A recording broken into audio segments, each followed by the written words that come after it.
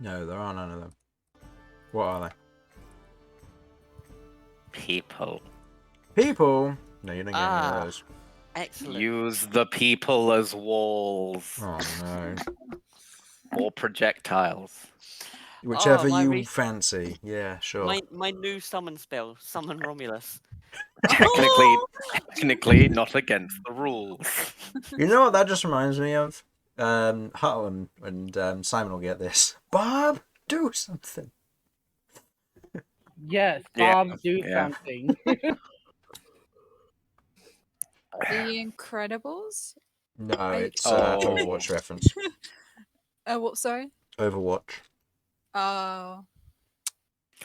Just a little bit of judgment in that was... No, that's more the sound of oh, I don't. Do you know what Overwatch is? Yes, I know what fucking Overwatch is. Okay, I know I'm Golly. new to the gaming world. Do you, but do you even know what Overwatch is? Like, Ugh. Look, Oof. can't be too careful. What It's okay. yeah, it's that game you play with the floss dancing. Yeah, Oh, good God, no. Oh, and your Thanoses and your scouts and I'm yeah, sorry. your I'll be right back. That's alright. your dotas. We haven't got You Infernal here. don't. We don't have Dotas. Genuinely Thank surprised God that for Overwatch that. have resisted putting in a battle royale mode. Into Overwatch. Yeah. It's a surprising level of restraint from those guys. I mean, if they I'm a ever did, blizzard. only one person would ever get played. Alright, you know what, Harlan? You can have inspiration for that because that was terrible. Oh. Thank you kindly. Also, we have started We On Our Lives. They can hear us. Hello, everybody. Welcome to Crabby D&D. I'm here with my players. Poor people. Question mark. I'm so Player? sorry. Yeah. Are we the yeah. players or are we just being played? I I am the heard- game. I heard we're just test dummies, so Yeah, that works. All right, yeah. Are we the viewers? Are we the meat? That is a Taskmaster reference, and I feel bad that no one got it. No one got it. more than Oh. my favorite fish in Nene. Hey! Hey, Oh, we man. interrupted that intro, didn't we? Sorry. Go ahead. Yeah, it's fine, Voice you in this know. guy. Talking about stuff that, I don't know, probably won't get demonetized, but might get in trouble. Who knows? Probably not. Hopefully not. Oh, Wait, well. what were we talking about? What are we demonetizing? We're talking about Overwatch the entire time the intro was happening. But yes. They don't care about us enough. Kirv is going to be right back. Otherwise, I'm here with my players. Kat, Hi. Kay, Food. Vinny, Hello? and Romulus. I am very depressed Why are you depressed, Romulus? because Cat isn't trying hard enough to kill those pathetic nerds. Wonderful. And yes, as you heard, Kirv will be back in a moment. And I'm going to have to mute quite a bit today because we have motorcycles going around and it's hot, which doesn't help. So, are you all sitting comfortably? I suppose. I'm Yeah, so I if I'm suppose honest. so, yeah. Yeah, Oh. it's not too bad. I've got a blanket. Can't complain. You got a blanket. It's hot. My house is cold. Then light the fire. I thought about that, but The beacons are lit. you're going to hear axing in the background. Gondor calls for aid. Now we are getting demonetized. Yeah, we are. Yep. No, I can't demonetize that. It's been at least 20 years. All right. No, sorry, that's upset me. Oh god. Oh It's got me god. at such an emotional level.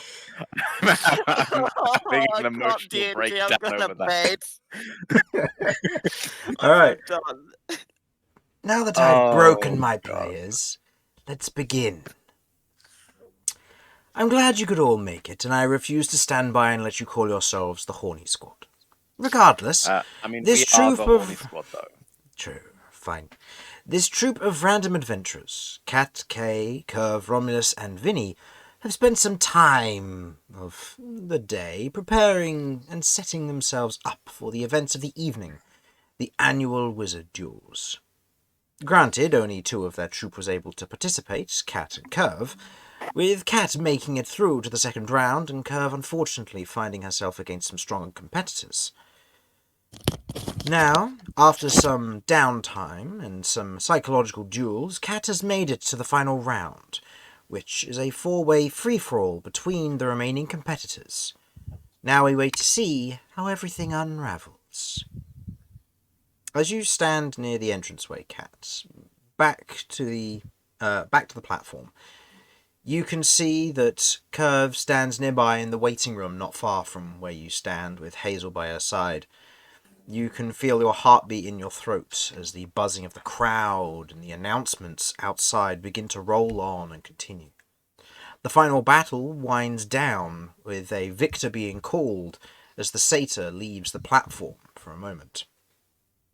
As she leaves the platform down onto the flat where you are, she's handed a drink and waits and stands back in line as the air begins to buzz once more. You begin to feel almost these aches and pains from the previous fight beginning to set in, weighing upon you. You see what looks to be of the 4 that are left, including yourself. A shorter female human, her young adult build, in a typical wizard style with lean frame, but sections of what look to be stark white flesh that are patchy across her exposed neck, face and arms. She was the one that you witnessed pulling off her own arm, which seems to have now grown back. You also note what looks to be a peacock aviar, their brilliant outfit and thin strands of flowing letters otherwise pulling like threads from the outfit itself. You've seen that they seem to work with some form of illusory magic, or at the very least that's the impression that they've been giving off since you've watched their fights. And finally the satyr, who has almost a strange alien or mythical energy to her, which otherwise has seemed to allowed her to outwit her opponents and crush them with ease. You don't entirely know what her magic consists of. But as you otherwise stand there with the rest of these individuals, waiting for a moment, you hear the announcement, your name cutting through the crowd along with the others, as each of you are called to the stage once again. So, the rest of you during this time, as the announcements are taking place, you otherwise watch as the fights have unravelled in their various manners. You've otherwise noted the various accomplishments of the other individuals and the way that they've defeated their own individuals in the fight. But more accurately, you all have perceived what seems to be some very skilled mages on a similar level, if not slightly stronger, casting frame than Cat herself. So, with this all beginning to unravel, you're all called back to the stage once again. Cat, you enter onto the stage. The crowd giving a general round of applause and cheer in that moment. The echoes otherwise burning through your mind and into your hearing as you are directed to a corner of the arena, about 20-30 feet away from your nearest opponents and 45 feet away from the person across the way. You otherwise stand there feeling this illness, almost this uneasiness about this.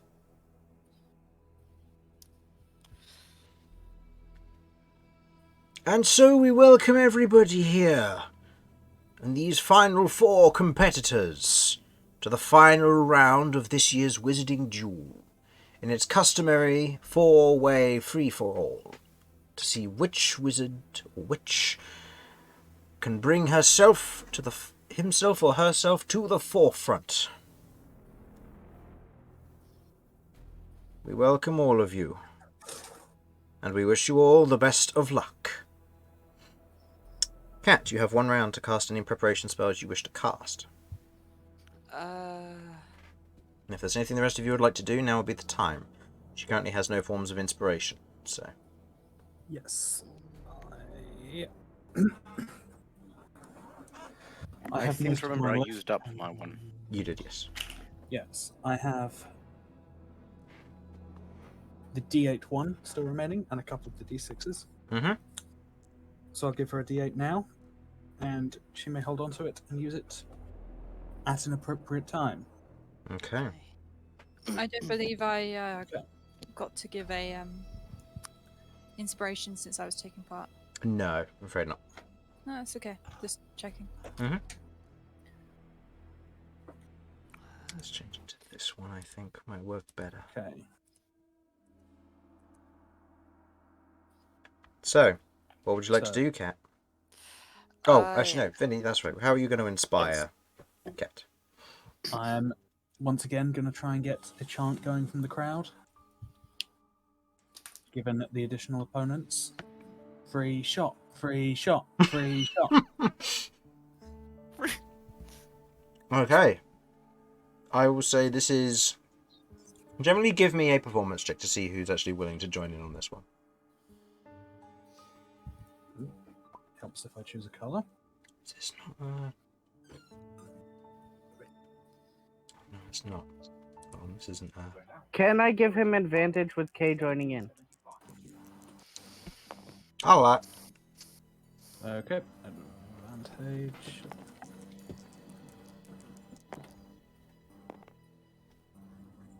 Where are all my combat ones gone?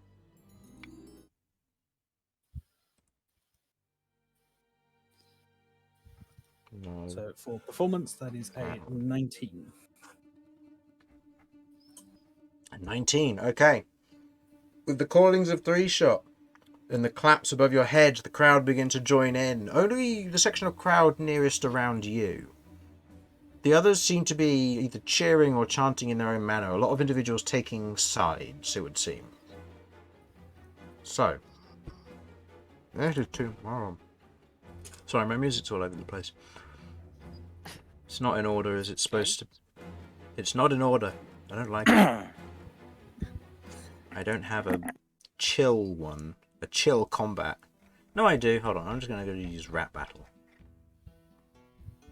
I always use Rat Battle in a time of need. Everyone loves that one. Alright. So, Cat, what did you want to do to begin? Okay, I have no early things I want to do. I'm going to oversee who's looking very worn down. Looking at the... Okay. Looking at the individuals that you have before you, I'll say go ahead and make me an insight check to just generally get an idea about them. So, oh, hang on. Where's my character sheet? That's not a character sheet. This is what happens when you have 300 plus tabs, Jamie. Look, don't take my dreams from me. He's Oh, one of those jeez. people, everyone. Let it be known. He never know. closes a tab in his life. Actually, That's a 1. Well, You look yeah. around and you can you generally believe you are the weakest one here in terms of raw health and ability. You feel vastly outmatched. From my point of view, who looks like they're not doing so well in this? Go ahead and give me an insight check. I will say this will be with disadvantage given you'll be doing it from a distance. No, the advantage disadvantage is the same.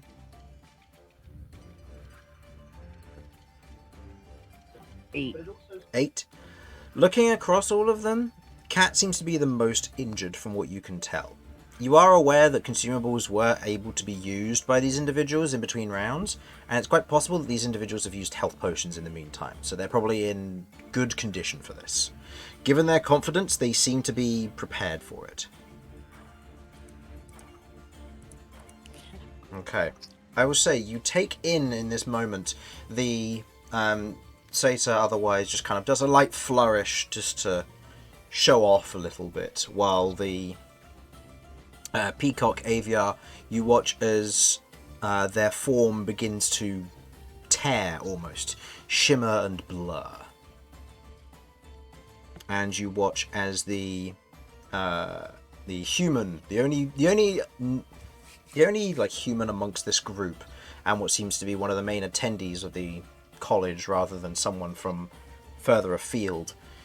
You watch as she otherwise reaches up to her arm, twists and pulls it off as it falls to the ground, and you watch as it begins to shift once again into that almost hybridized bipedal dog-looking face, long snout, teeth otherwise poured down, and large claws as it otherwise gets to like a low crouch in preparation for this.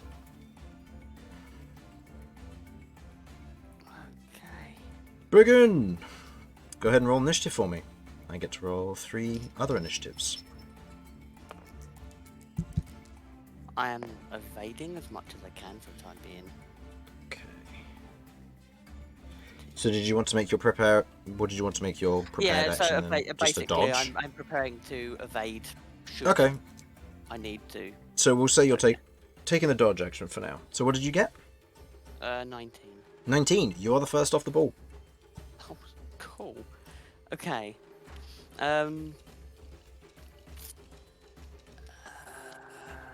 Okay. Right. Let's assess it. Who's looking at who? Is there anyone specifically looking at me? Do I look like I'm a target for someone? Do you wish to spend your bonus action to do an insight check? You were a natural one Yeah, before, I so think it's going. I It will think I be a will. disadvantage if you're going to do a bonus action, or it will be a regular roll on an Bonus action. Okay. Well, 2. yeah, not surprised. 1. Looking around, you're paranoid. They're all aiming for you, but none of them seem to be making it obvious. It's hard to tell. Okay, I am. Yeah, I'm just gonna. I can't choose that. Yeah, I'm just gonna take the dodge action. The dodge action? Okay. So yeah, I'll take. That uses my reaction, doesn't it? No, that uses your action. Okay. Alright, then I will take the dodge action for that, and I will use my reaction to save my movement. Okay, so you're going to hold your movement as you need it. Okay. Mm-hmm. Holding and preparing in that instance as the first one up. The next one in this group, the Flesh Mage, more accurately. Okay. So, as she otherwise takes note of the hesitation around the group, you watch as she otherwise points the finger in your general direction, and you watch as the creature beside her just bounds up to you and is going to jump for your wand in an attempt to break it. So this will be a grapple check. This will be disadvantage for it because you took the dodge action, and this is versus your armor class. Right. So your armor class is 16. okay. That is a natural 1 on the summon's turn. As the summon bounds towards you and lunges, you have a choice. You can either step in the way of it, taking an attack from it and damage, but then the summon will then be dispelled, which means it will take a little bit to be brought back. Or you can dodge it, taking no damage, but then the creature will end its turn next to you. I will say that it won't get an attack opportunity if you then wish to use your movement to move as your reaction away from it, but you'll have to choose that out of this section here.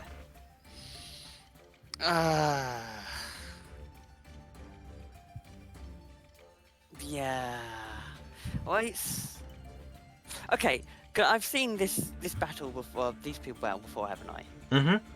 Is this one of them summons that will get dispelled after one round? No, this is a summon that will persist if it's not dispelled by doing physical damage to somebody. Okay. So standing in the way and taking damage means that you're forcing the summon to then be dispelled by an external wizard. Right. Okay. Oh. don't have that much hit points. I am. Yeah, I'm just gonna dodge it and not take the damage. I can't risk the damage. Okay. Do you then wish to move? Yes. So this is a 20-foot by 25-foot by 25-foot arena, right? It is a 35 by 35, and you're within like a slightly inner square, which is 35 on, which is 30 on each side. Okay, I am going to move. Who's next to me in each corner? You have the Flesh Wizard on your right, and you have the Satyr on your left. Okay.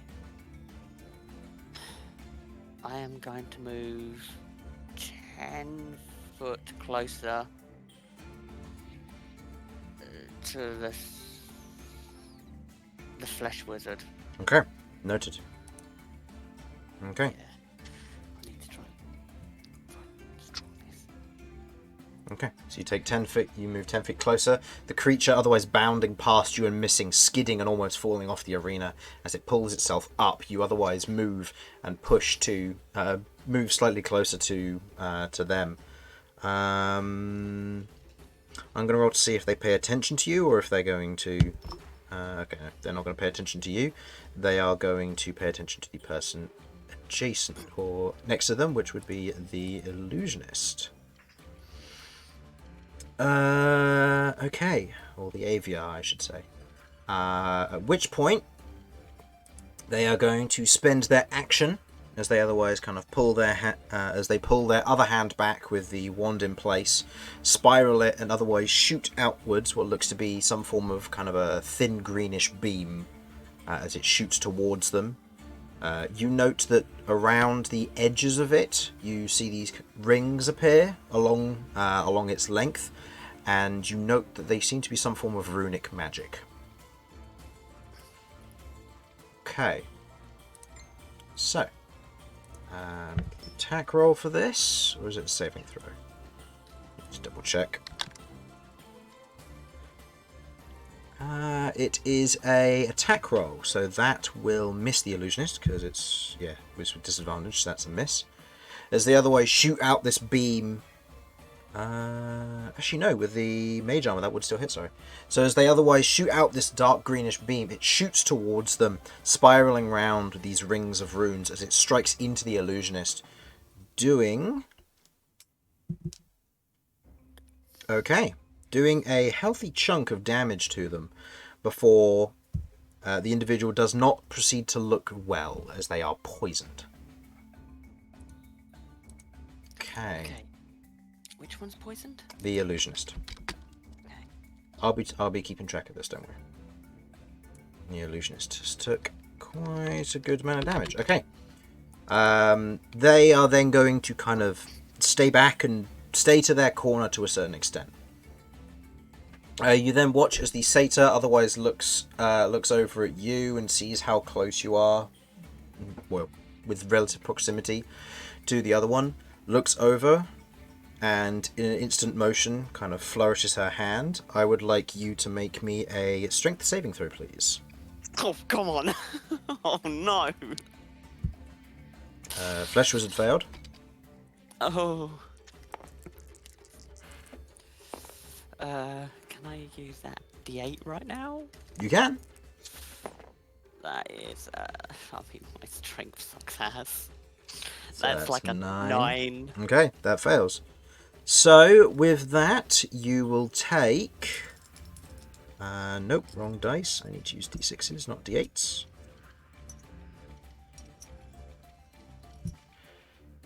It's affecting 2 targets, so that's 3rd level.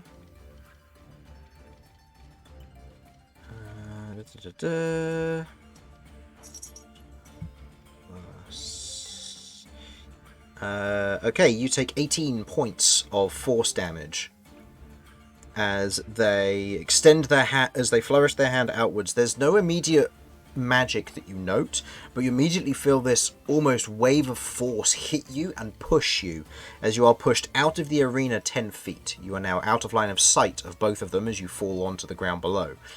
You are not disqualified, but you must make your way back onto the arena by the end of your next turn, or you will be disqualified.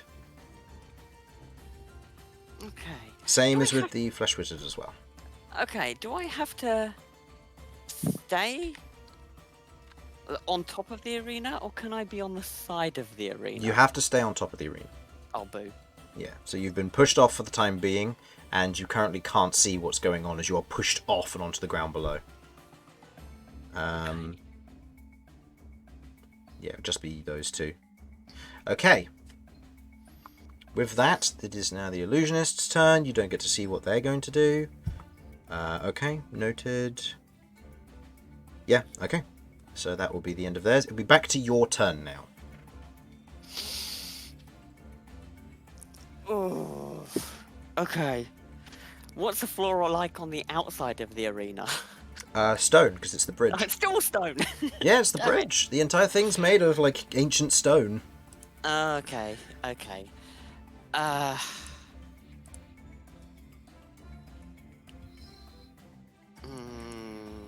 low are you? Quite low. Are you single Quite digits? low. Yeah, I am. Okay. So ultimately, now I face a choice. I'll actually say at the top of your turn, Vinny, you going to continue the chant or something else to provide inspiration somehow? Yes, I'm going to try and keep the chant going. I can give you a d6 this time. Okay. Go ahead and give me a general performance check to see how things go.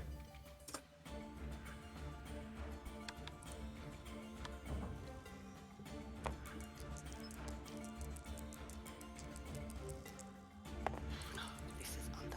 Natural it's one. Not what we wanted. No. I'll still allow the inspiration as you are the one cheering, but in this instance you note that given Cat's immediate hesitation and lack of aggression, people are no longer chanting. They are upset with Cat's lack of aggression. Okay. So with spider form, how tall is this arena?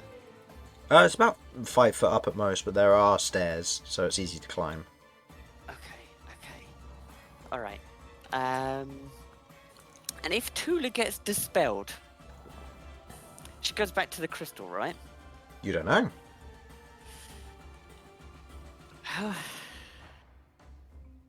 It's a risk that I have to take. It's not the crystal that's targeting, it'll be her. Okay, I'm going to make a break for the stairs, Mhm. and I am going to. Well, when I get up the stairs, I'm going to see where they are to Mhm. start with, if they move closer or not.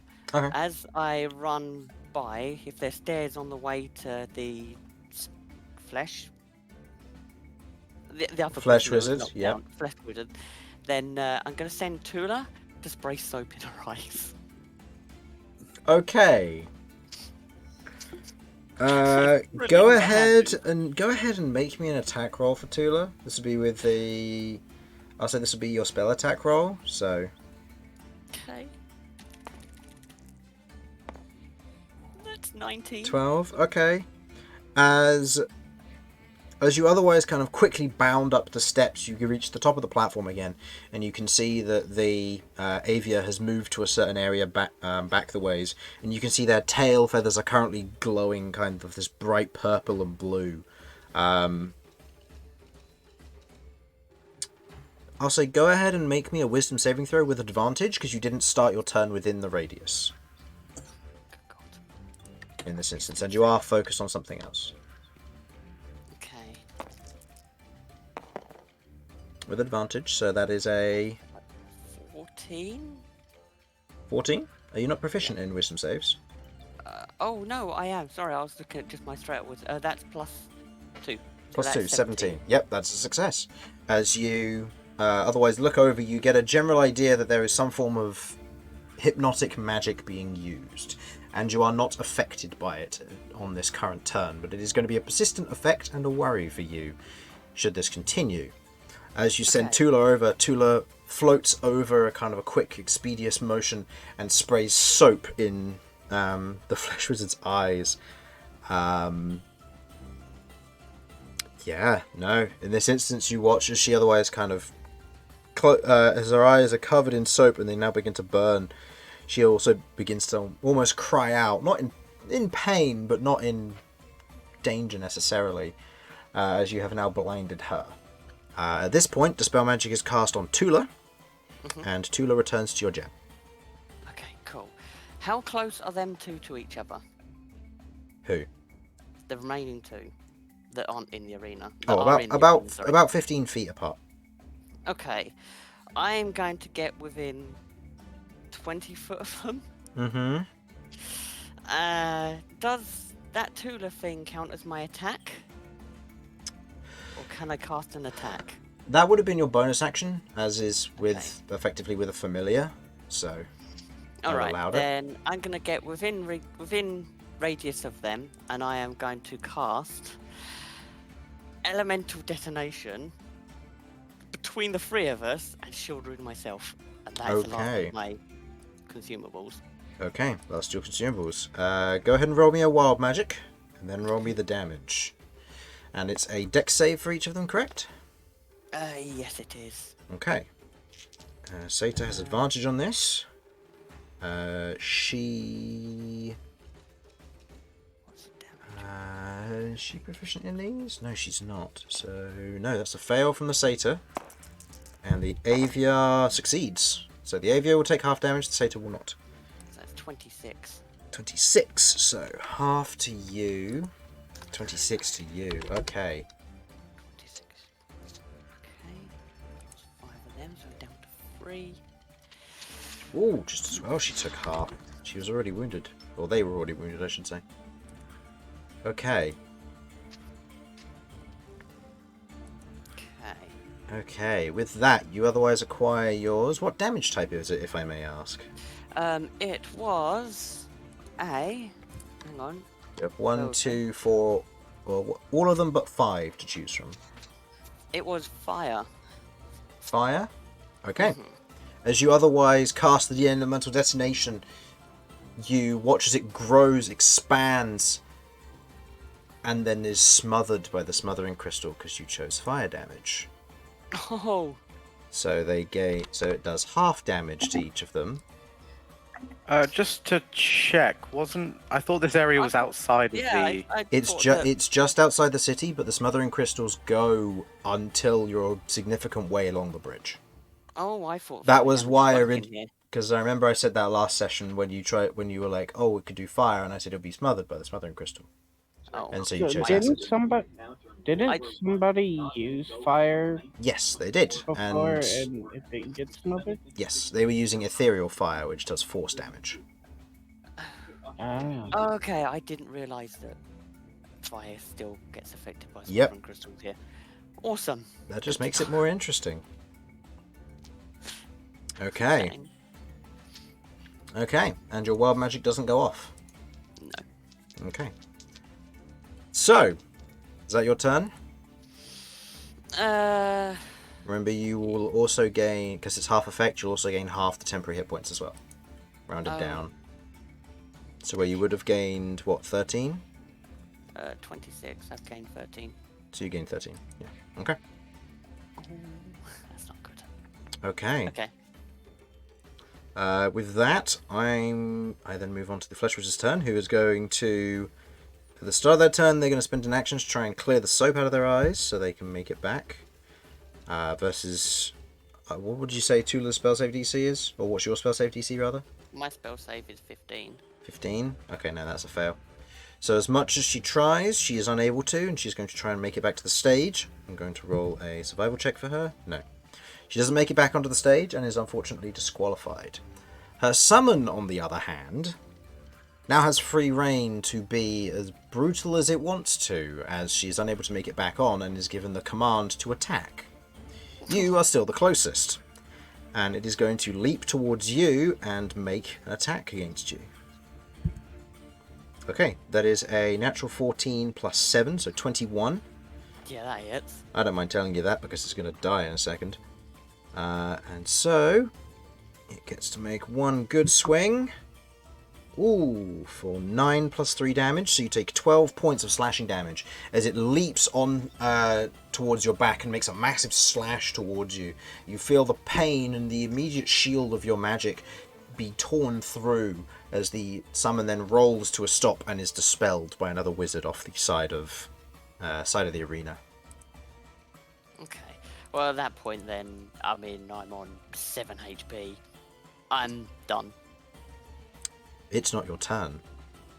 Oh, can I not call if I've taken damage? If you've taken damage, do you wish to, as a reaction, call it? Can I? Or do I have to wait? You can spend your reaction to do so if you want to, or you can wait. It's up to you. I'll wait, but if they're gonna attack me, then I'll call it. If they make an attack, the attack goes through and then it gets called. This is in response to okay. damage. So if you wish to call it, now will be the time. Yeah, I'm calling it. Okay. Okay. Well, hang on. Can I talk to the party first? What do you lot think? I personally have got 7 HP. That's fair, but like, have they been throwing hits around that would overflow your hit points? You don't know. I mean, the most damage you've taken is that 12 damage you've taken from that hit. All of their other attacks haven't really done anything to you yet. You've seen some damage be done by the others, but you're not entirely sure how much. Okay. Okay. I will wait. I will roll a dice. That's about right. Okay. So, 3 and up, she stays. 3 and up, she stays. Okay. So 1 and 2, she bows out. Yeah, she bows out. She bows out. Okay. With that slash, as you otherwise kind of keel forward a moment, you feel like that pain before you kind of put your hand up in a moment of surrender, as you are otherwise removed from the arena as the fight continues on between the other two. To which, I'm going to roll to see if the satyr is charmed by the feathered effect. There's advantage on this. That is a success, so they remain uncharmed. Make an attack roll. Nope. Yep. And 3d8. Let's see if the illusion wizard goes down from this. Yeah, they do. They go below 0. So you watch as the illusion wizard in this moment, the AVR, otherwise leans forward as you watch as there's kind of this moment where they shake their head, and then you watch as from the tiny kind of hole ears on the side of their head begin to bleed, and they fall to the ground unconscious. As the satyr is crowned victorious. Can I try and judge just how I want to try and judge how she looks at the end of this and see to basically see if Kat would have stuck around, if she could have possibly won. Roll me an insight check.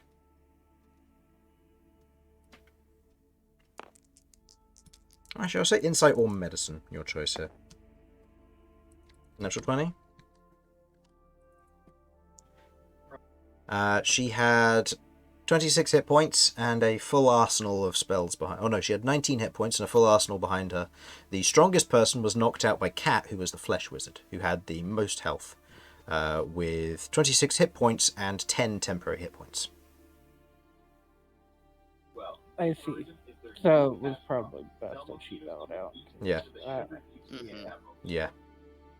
As the satyr otherwise lifts her arm and is otherwise victorious from this.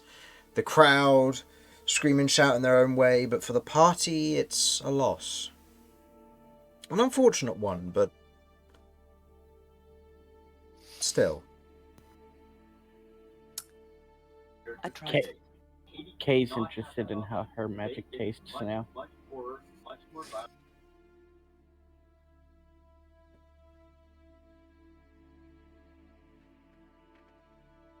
So, Kat, you leave the arena. You see Kirv and Hazel are otherwise there. Hazel otherwise gives you a nod. You did well. Shame you didn't win, but not everyone can be winners. No, no, and I hurt a lot of people in that. Well, it's a regulated competition. Everyone will be fine at the end of it. Mhm.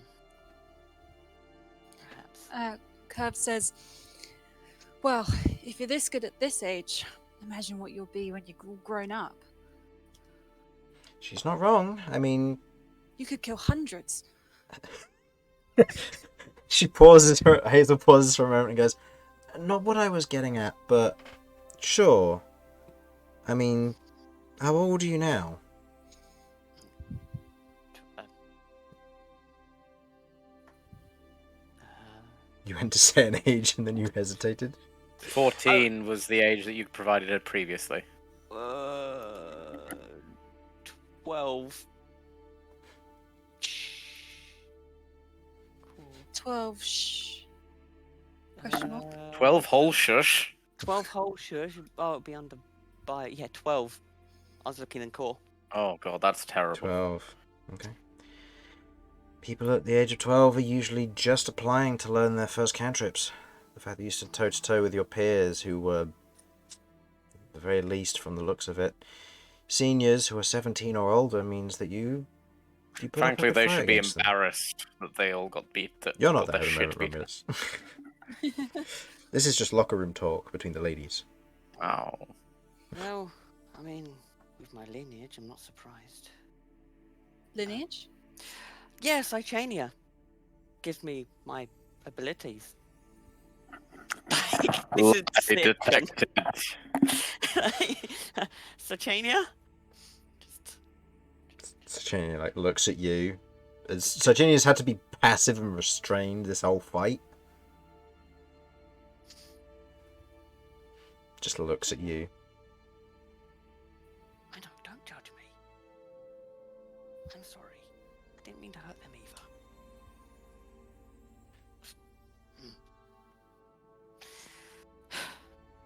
Anyway, to come into the finals was something. Yeah, absolutely. They were a lot stronger than I thought, though. Well, I believe now we're to head back into the city. You are still under city arrest, which means we can't stay out here any longer than we need to. Let's head back to the others and let's get out of here. Mm-hmm. Okay. I am going to... Yeah, I'll... Can we take, like, a minute? Can I catch my breath? Of course, of course. Okay. Can't you walk and breathe? I'd like to take a rest. It's been intense. I mean, we don't have that long. A short Centaurs. rest or a long rest. Centaurs are reverse sharks. They can't walk and breathe. No, we can't walk and breathe. Why do you think I have to stop every couple of things? It's why I've got a fast movement pace. I move 40 foot, stop and breathe while you catch up to 10 foot, and then... Oh, dear That me, seems that's- like a major design flaw. Yep. Yep. Huge design flaw. Okay. Am I allowed to take a short rest? Yeah, all that. Okay, I'm gonna roll some hit die because Cat is looking rough as hell. Mm-hmm. Go for I it. guess I'm here. I get benefit of a short rest now. Yeah. Cool. I'll say you all gain the benefit of a short rest if you need it at all. Awesome. 2 hit die. 6. Ah, yes, I was needing a short rest. Oh wow. Whatever. I gained 2 hit points, so Okay. that's something. Out of these, you watch as the human wizard in the finals, the flesh wizard, otherwise wanders over to you and just kind of gives you a nod. Well done. Jamie didn't take it all the way when you knocked me out. Yeah, I'm sorry. It's It's alright. It was a neat trick. You got your own summons. yeah. Well, People tend not to use them because of the rules, but, you know, you put it to good use. well, so was yours.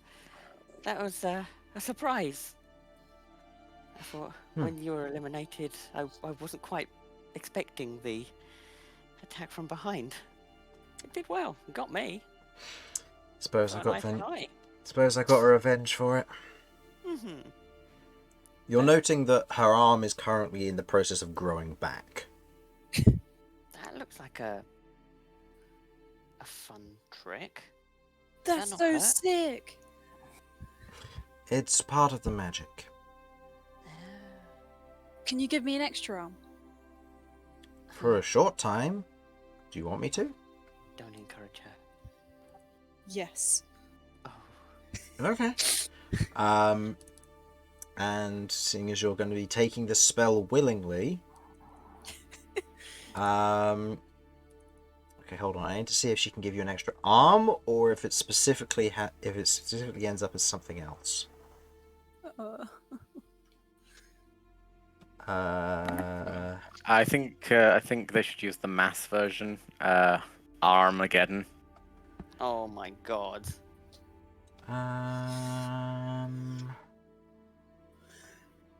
Yeah, so this would be part of this casting. Just making sure I'm getting the right spell right here. No.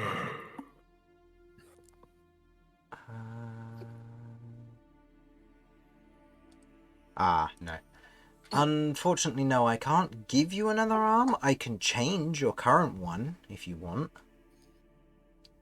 What can you change it into? Depends. What do you want? Do you want claws? Do you want it to be hairy? Do you want, I don't know, an octopus tentacle? Do you want, The chef. I don't know, a chef? The chef. The octopus chef. Oh, The squid. oh, that one.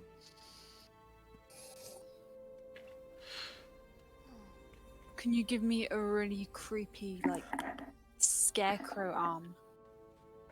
Sure. And you watch as she otherwise lifts her hand, performs a few simple gestures, and you watch as Kirv's arm. It's not painful in any way, but there's an immediate twinge and shift as you watch as your arm becomes stick thin and begin to turn to almost this brownish coloration, with kind of these extended wooden claws that come from the end of your hand. And as you otherwise stretch your arm, it begins to creak and almost lock in place as you begin to move it backs and forwards and shift it.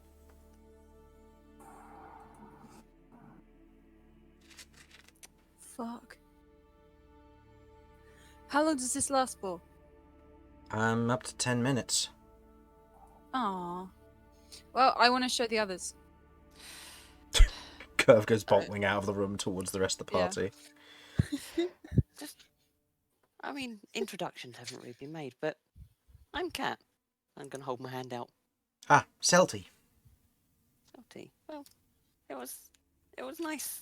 One meeting you. Two. You don't see many others using rune magic. That's what I'm most intrigued by. Oh. Fair. I mean, I was taught some of them. I've made one. Now.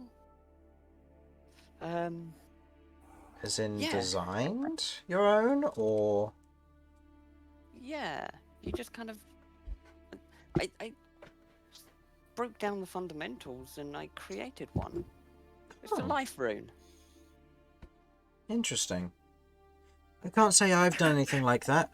I've got what the runesmiths get taught in the college, but it's more of a specific art for runesmithing. What do they teach you in the college? I've never actually been to college. Well, it's restricted for the most part. You have to be an above and beyond excelling individual in your class in order to get access to it. I myself only have access to 2 runes. I have access to the Disruption rune and Cascade rune. I've never heard of either of them. The Disruption rune effectively messes with someone's ability to focus.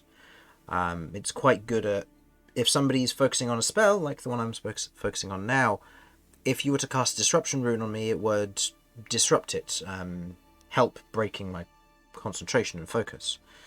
The Cascade rune, which is the one I cast in the duel, is a prolonging effect. It causes the effect to reoccur in a few seconds after it initially hits. In other words, it casts the spell twice, but the second time it casts it at its base level. Oh, that sounds interesting. Yeah. So in other words, in her case, she cast Ray of Sickness on the target, and then at the beginning of the next turn, when they fell unconscious, they then took an additional spell of Ray of Sickness, so they took an additional D8 damage while they were unconscious and failed a death save. So, yeah. Okay. That's useful. So that's a Cascade. So what was the first one called? Because I've already know that, but I know it as a different name. Disrupt. Disrupt. So I know it as Break. I guess they could have the same sort of effect.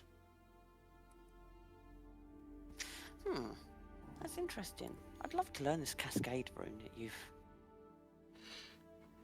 got here. It's not necessarily something that I would be able to teach. I mean, I wouldn't be able to show you a spellbook or anything. And while we're still in college, we're prohibited from doing so. No, that's understandable. That's understandable. Are you allowed to learn new runes? Not without the guidance.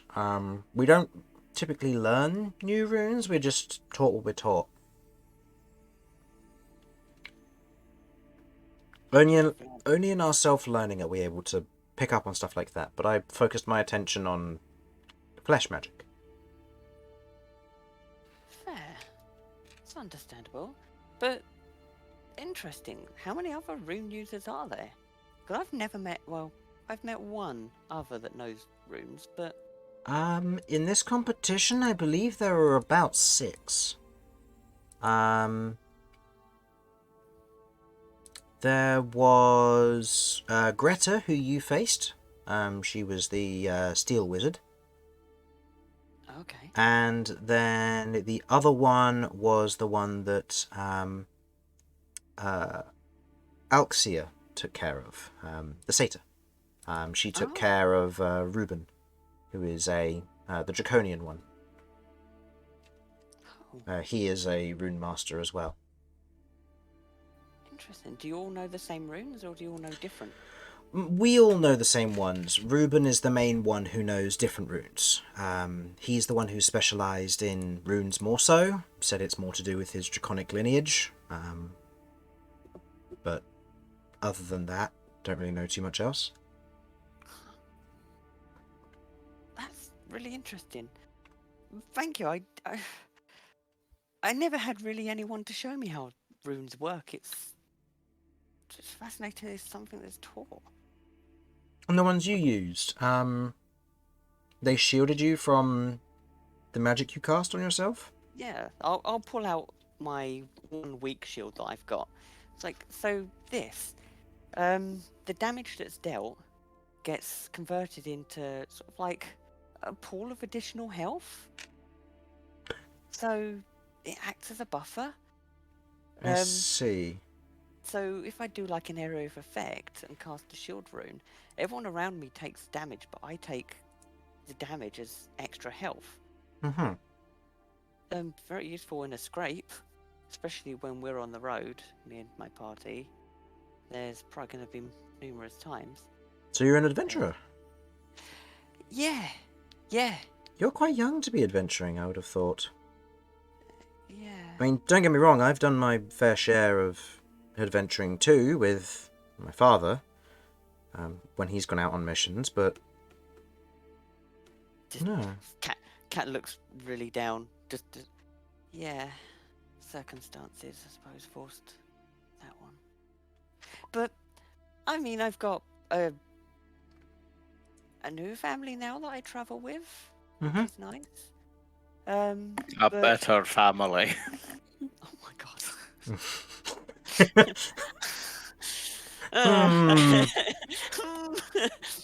But I mean, and I've also got Cychania. Met your family. We're better. She keeps me company. So, but otherwise, yeah. I mean, everything is all good. We're going to the Giant's Ruins soon, so it'll look interesting to see if there's anything there in regards to any runes or anything like that.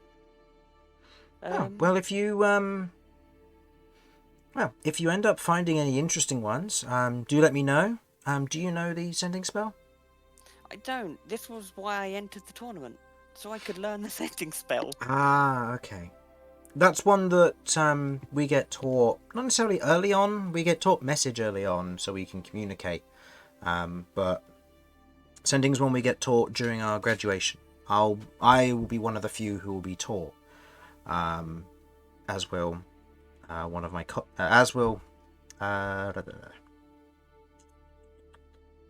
where are they? As will Margos, the Avia. Oh. So were you two sort of the top of your class then? I was. Ruben and Margos are the two top students for their eccentrics magics. I'm more of the black sheep of the group. I'm not really the top of the top, but I'm one of the stronger ones. I mean, you defeated the top of her class, Jasmine. Oh. Was Jasmine the bitchy one? Yes. Yeah.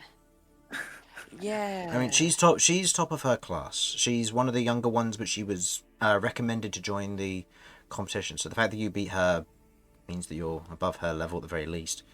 But no, Alcia's from out of town, from what I understand. She travels with a group of other individuals going to and from different magic events, but she's attended 3 years in a row, though this is the first one she's won. She's come second the last time, though. Huh. Wow. Okay, so from out of town. So this is a annual thing. Yes, every year at the end of the festivals, we proceed and begin with the competition that takes place. Rewards are always the same, words are different, and the first round always adjusts, but generally it's all the same. When you cast your rune magic, do you envision it in your head? And when you cast your spells through it, can you sort of almost feel the magic taking the shape of the rune? Sort of, yes. I mean, the magic for me more so is I've got them pre-written alongside the spells. So long as I keep 2 fingers inside of the spell book, I will be able to access those spells. Now, obviously, that's more difficult when you've only got 1 arm.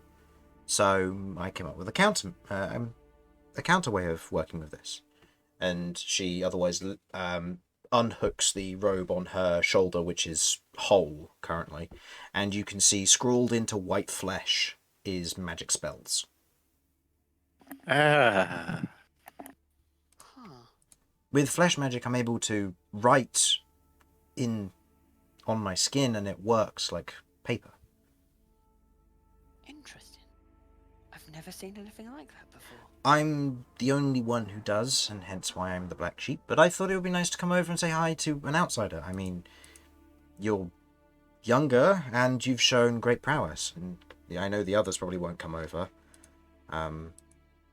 Alcia will be leaving town probably tonight, and as much as Margos would probably come over and say hi, they're not in a good spot right now, from what I understand. Oh. That last round was a bit heavy hitting. I think it kind of hit everyone quite hard. Hmm. Yeah.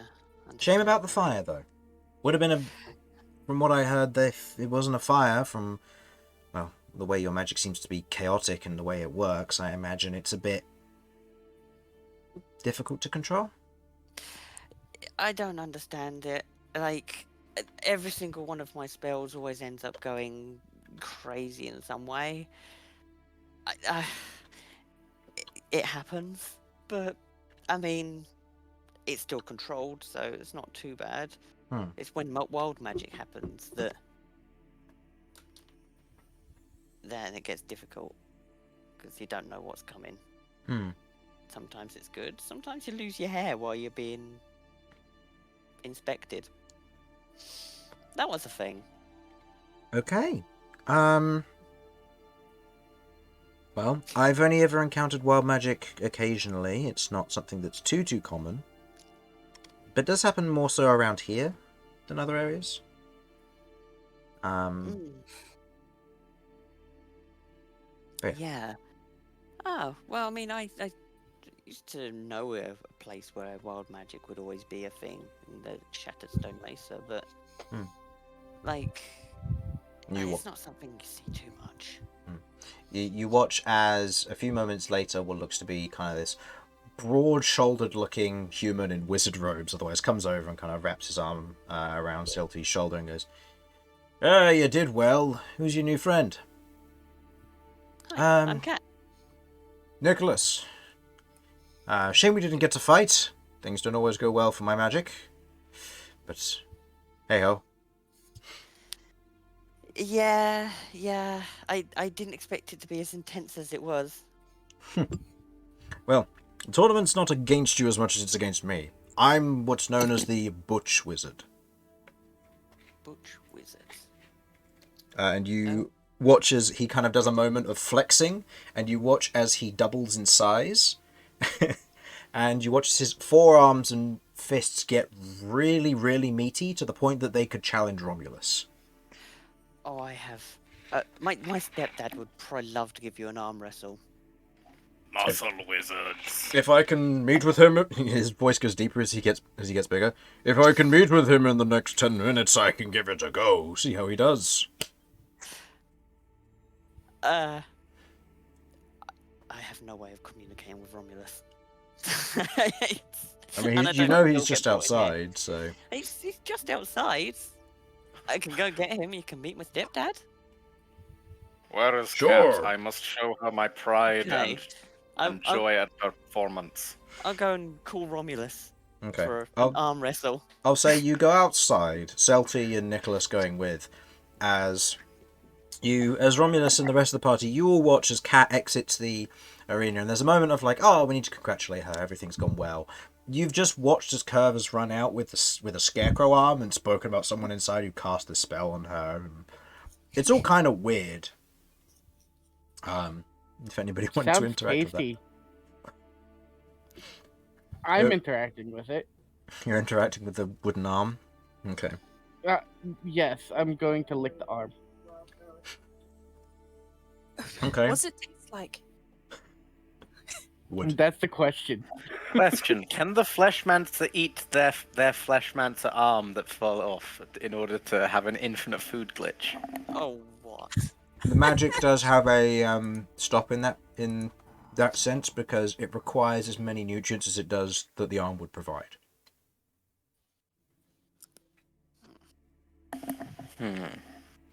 So at best, it would be a stopgap measure. Yeah. It would be one of those things that you'd be able to fake eat effectively. Because any Trick your nutrients, body into thinking it's full, but it wouldn't be. Yeah. It would be one of those things. It would be a way to stop yourself feeling hungry by keeping your stomach full, while also meaning that you're going to be burning nutrients quite quickly. Well, I mean, That's actually perfect. I need to learn. If you had a supply of like rations, but just really liked the taste of your own arm. Oh. Well, here's the thing. With the way the magic works, you don't know entirely how it would work, but the arm doesn't come off and then can be used for a long period of time. So, something to keep in mind. Hey, Romulus. Yes, my dear daughter, I want to tell you I am incredibly proud of you, and we will crush them next time if there is a next time. Well, this happens every year, so maybe. But do you reckon you could give this guy an arm wrestle? His name's Nicholas. You just see this really surprisingly large, nearly 10-foot tall human just standing there with like these really swole muscles and this stretched wizard's robes, which is open at the front where the buttons have come off and the shirt has otherwise been torn down the middle almost on purpose. As he stands there, looking you up and down. Pleasure. Pleasure indeed. Let's go. Okay. Plonk, arm down. Plonk, arm down. All right. God, one of these. I'm just waiting until I get my next level, because then I can become big and also do a rage and be like, wow. Mm-hmm. All right. So, give me a strength check or an athletics check, please. I would like to rage if we're doing this. Mm-hmm. Okay. So you and him will have advantage. Thanking you. Okay. Okay. First roll's pretty bad for him, unfortunately. That's an 18 for me, which is plus 8. So Okay. that's 26. 26 versus his 15, unfortunately. As you otherwise arm wrestle, kind of pushing his arm back. There's this moment of hesitation for him, and he's just like, "Oh man, this person's strong." As he otherwise meets your gaze and is going to try and push back. Actually, as part of this, he is going to. No, he can't do that yet until you fail the check. So go ahead and give me another roll. Ooh. Still with advantage from the rage? Still with advantage from rage, yep. That is a natural 20 from him. So unless you get a natural 20 to meet.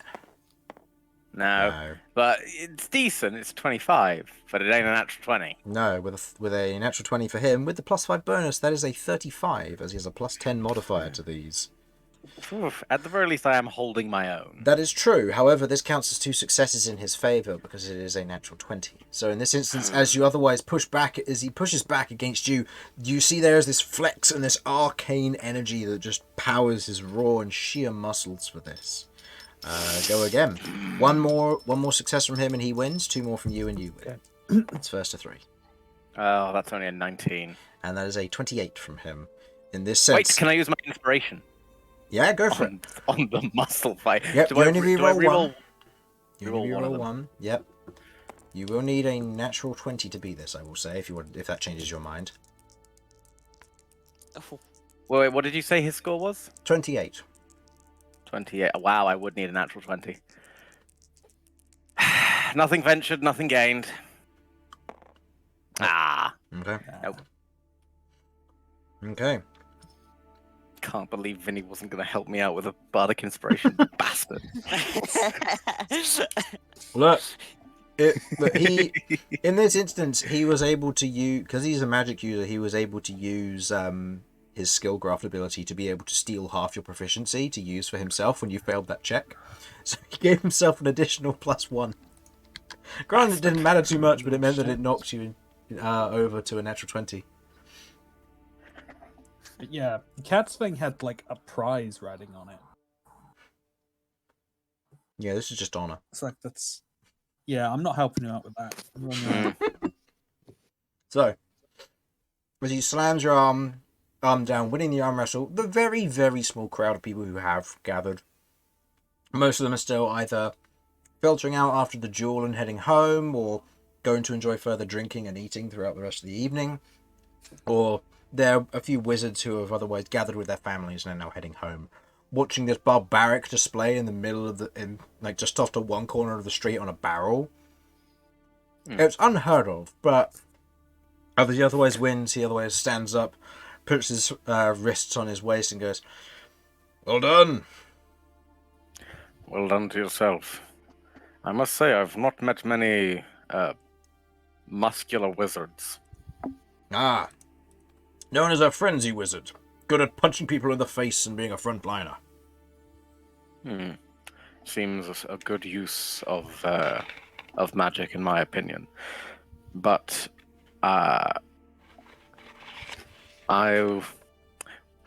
when next I return here, if you're up for another round, I'd certainly be looking forward to reclaiming my honor. Always. Otherwise nods. And in that moment you watch as he otherwise, remaining in that size, because he can do for up to 10 minutes, you otherwise chat and jovially get along. There's Cat Selty otherwise standing next to you. Well, that's Nicholas for you. it's good to see. It's always fun to let your hair down and have some fun, Mm, blow some steam. yeah. But, yeah. Well, Kirv speaks up and turns to Romulus, holds up her scarecrow arm and says, "Do you want to go?" Yeah, sure, let's do it. I I don't know. you have disadvantage with that arm. Yeah. Kay notices this. Uh, You did that? I'm assuming my rage drops, but I'm not going to put it back up for this. Okay, that's fair. Go ahead and roll for your arm wrestle with disadvantage. 14. 14. So I'm starting off quite low. Disadvantage. No though. way. Yeah, 9. 9. Yeah. So Romulus it starts is- bending and cracking. Yeah, it starts bending and making a weird clicking sound. It's like, oh no. Yeah. I look to Celtic. Do I need to be concerned about this? If it comes off, I can grow it back. Okay. Wait, you did Next that? round. Best of Yeah. 3. I can do that. I will say that if you do break her arm, just kind of speaking up. What's the total? 25. 25. Okay. Oh, sorry, am I rolling again? Yeah, go for it. Don't roll a 1. Oh. Oh.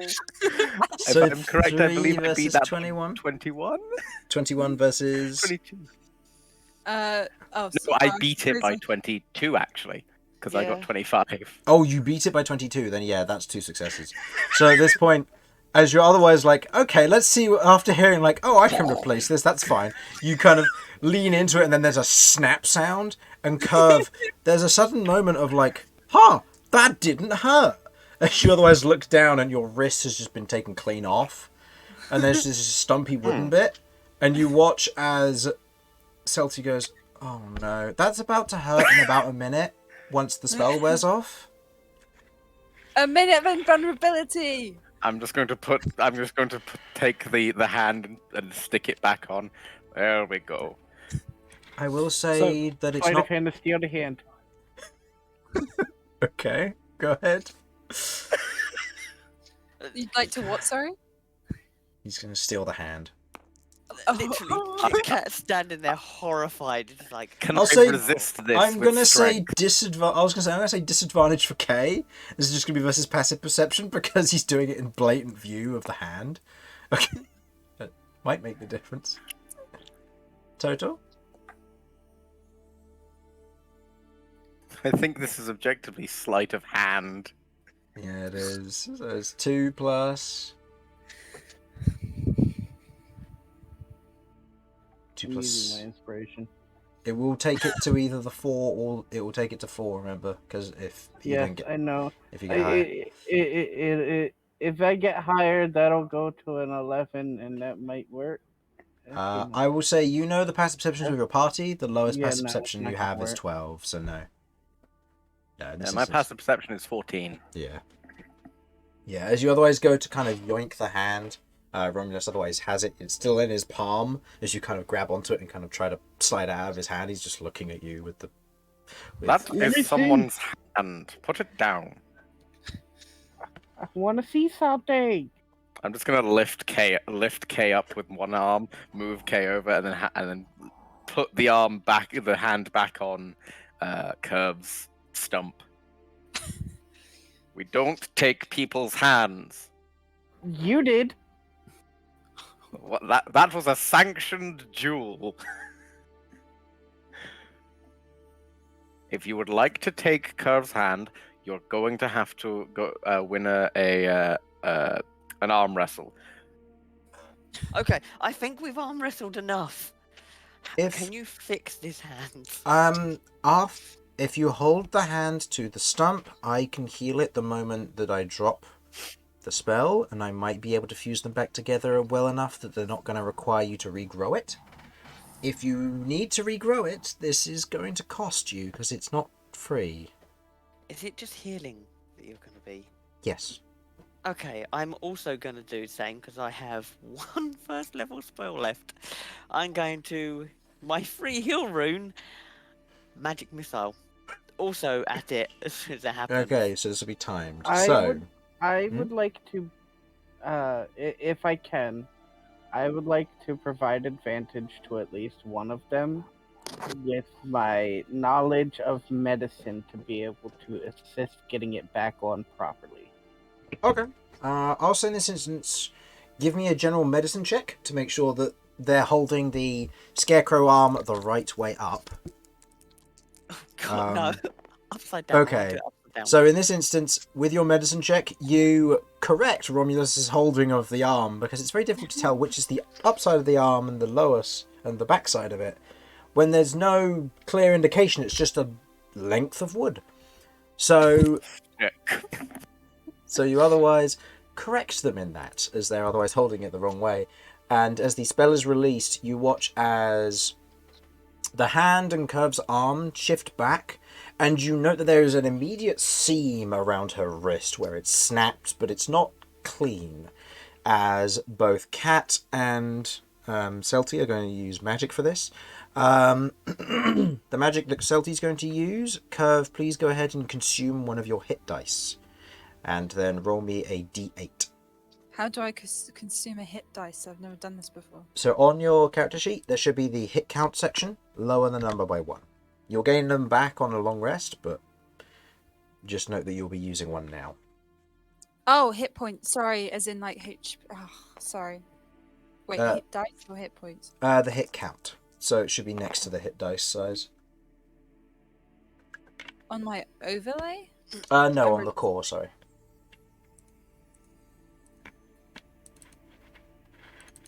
On the Hit count 3. Yep. And was there something else?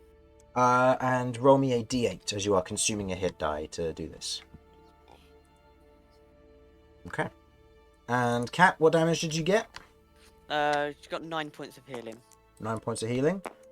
Plus... Ooh, so what? 1 plus 3. Plus spellcasting ability modifier, which is plus 4. Wait, is it plus 4 or is it plus 3 for you? Plus 4 because you're an upperclassman. So, that is a total of 8 plus 9. So you are healed for 17 hit points. Now let me roll for the damage. So, Romulus, how much would you, or I should say Harlan, how much do you estimate a clean break of someone's limb during this spell is? Well, let us assume that obviously it's a lot easier to fix wood than it is to fix bone and flesh. I'm going to say minimum of 1d10, maximum of 2d12. You're incorrect. It is 3d12 for this spell. Well, I tried. You tried. That's cocked. So that is 16 points of damage, which you healed 17 points of damage. So you take no damage, and the arm is still attached. About that, Or the hand is still I've got attached. the half healing. Oh! Oh, why did you have to say that? So that's It's 12. not a shield. So that is 12 from 16. So you take 4 points of damage. It hurts. There's this immediate flash of sudden pain which wakes you up, followed by a soothing sensation of magic healing, followed by this is gonna be bruised tomorrow. And let's hope that it doesn't get covered in anything that could infect it, because that's still a seam running around your wrist. Kay is going to make sure it'll be fine. He's got medicine. Do you have a Dr. K is on the case. Do you have a healer's kit? No, but I have rat skins. Oh, come on, no! Okay. No! Okay, Worth Kat's it. gonna get one of her bandages out and wrap the thing up. Aw. Okay. I'll say with the bandage, that's okay. Wrapping it in a rat skin? Yeah, That no. couldn't possibly end well. Oh. And this is why I'm constantly trying to improve to be able to heal them and help them. I understand. That's the real plight. I'm the same. I'm usually a more of a supportive caster myself. But it's been a pleasure meeting you. Cat, was it? Yes, Well, if you do end up picking up sending, keep in touch. I will do. I will do. What's your last name? I don't know if I need your last name for sending. You shouldn't need my last name, no. Okay, But cool. in case you do, it's Bronze. NZE. Cool. Thank you. Well, it was really nice meeting you, and hey, I didn't win, but there's always next time, I guess. But made some new friends, I like to think. Indeed. Well, take care. You too. Otherwise nods, and they part ways. So, what's As the they get party- out of, I was just gonna say, as they get out of earshot, Kay's just gonna turn to Vinny. It took so much not to bite them.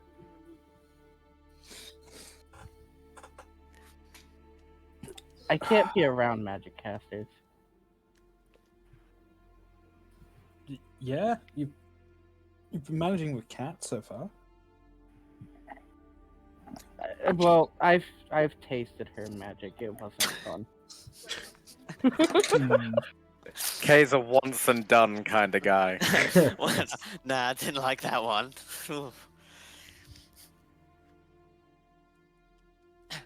You know, you've actually reminded me. I need to taste Kirv.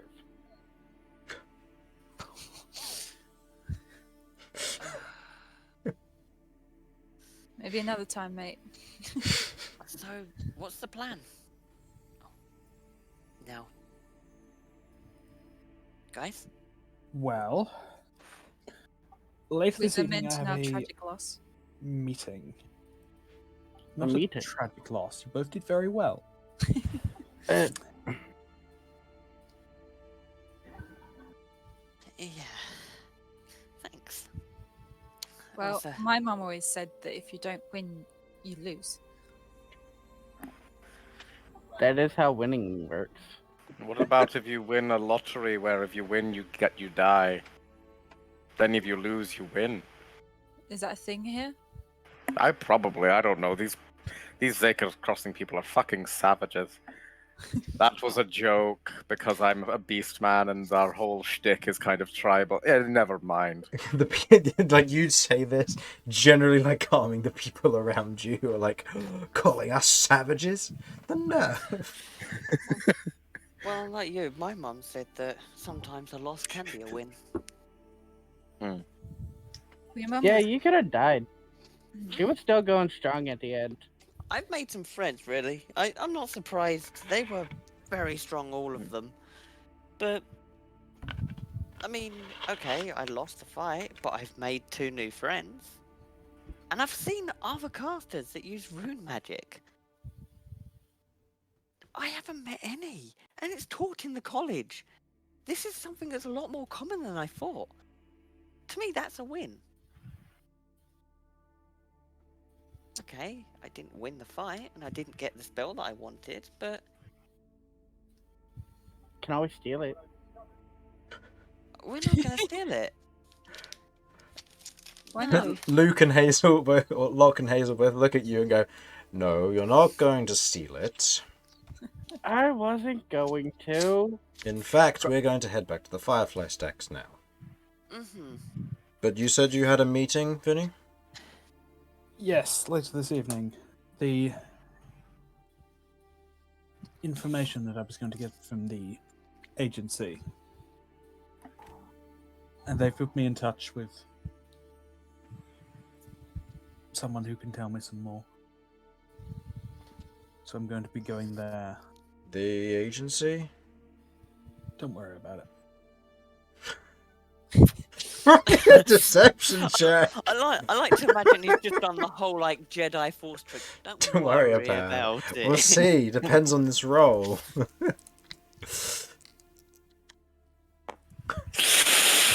Worry about it. Hold on. I still have inspiration. Do-do-do-do-do-do-do. That's better. Jedi mind Total? tricks for the win. total.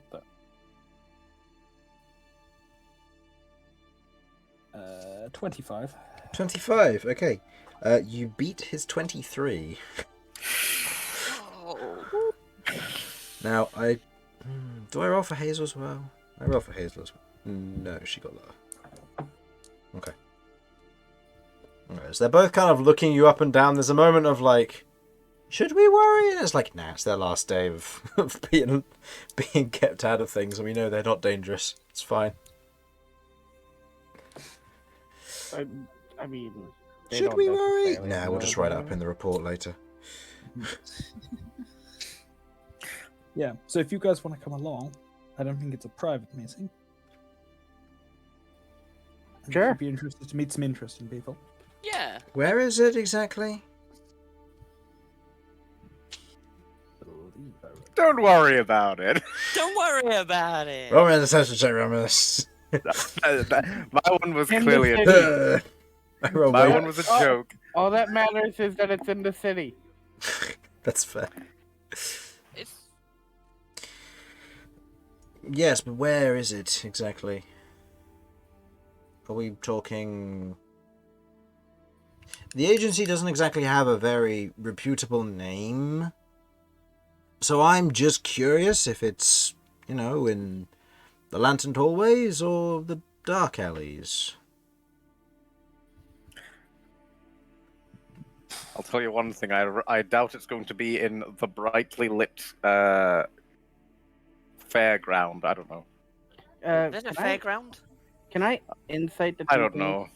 that he said and see if he actually cares about where it is, or if we're gonna be in trouble with no matter where it is? Go ahead. I'm an insight check.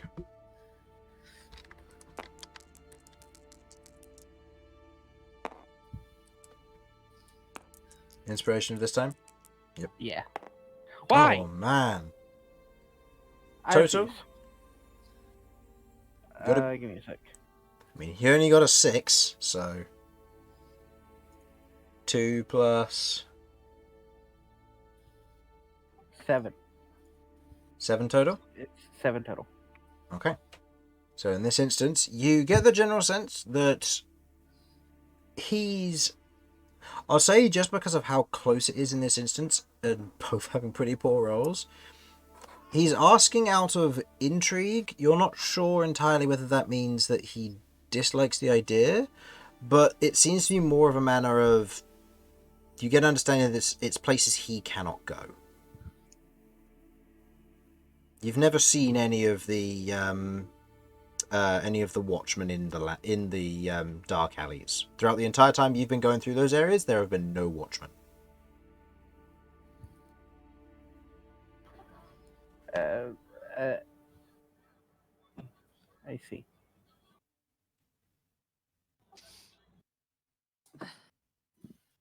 You can tell him if you want. Okay. And just for my own memory, I took down the name of the place. Was it in the Dark Alleys? Or was Yes. Yeah.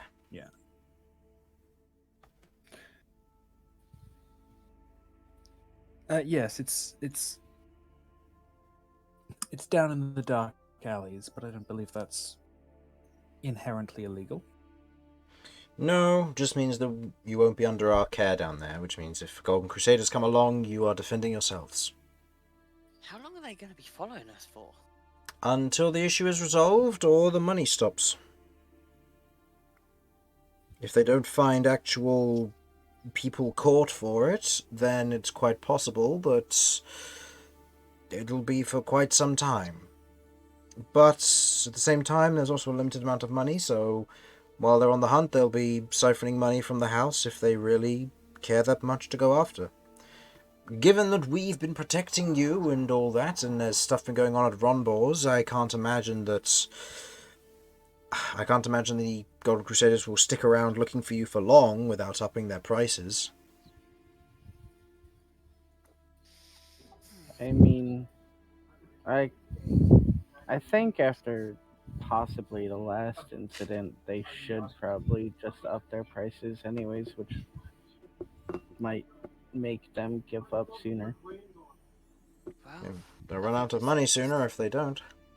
safe to assume if we ever see any Golden Crusaders to just avoid them or assume that they're after us. Don't let our guard down round them. Probably for the best. Well, if such a case, we'll lead you back into the city, and from there you can go about your business, and we'll meet you back at the Firefly Stacks. Don't be late. You'll need to be back by 10. You've got about 4 hours from now. Don't be late, and we'll be able to release you at midnight. Cool. That'll. We'll do the best. Okay. Being led back into the city and free to do what you need to do, I think we'll take a quick break, though. It's about time. Murder. What? So, And Go ahead. sandwich. grab drink, grab snacks, grab whatever you need to do. And when we're all back, we will continue. Cool. Don't be too long. Be back in a moment. I will be staying. Ugh.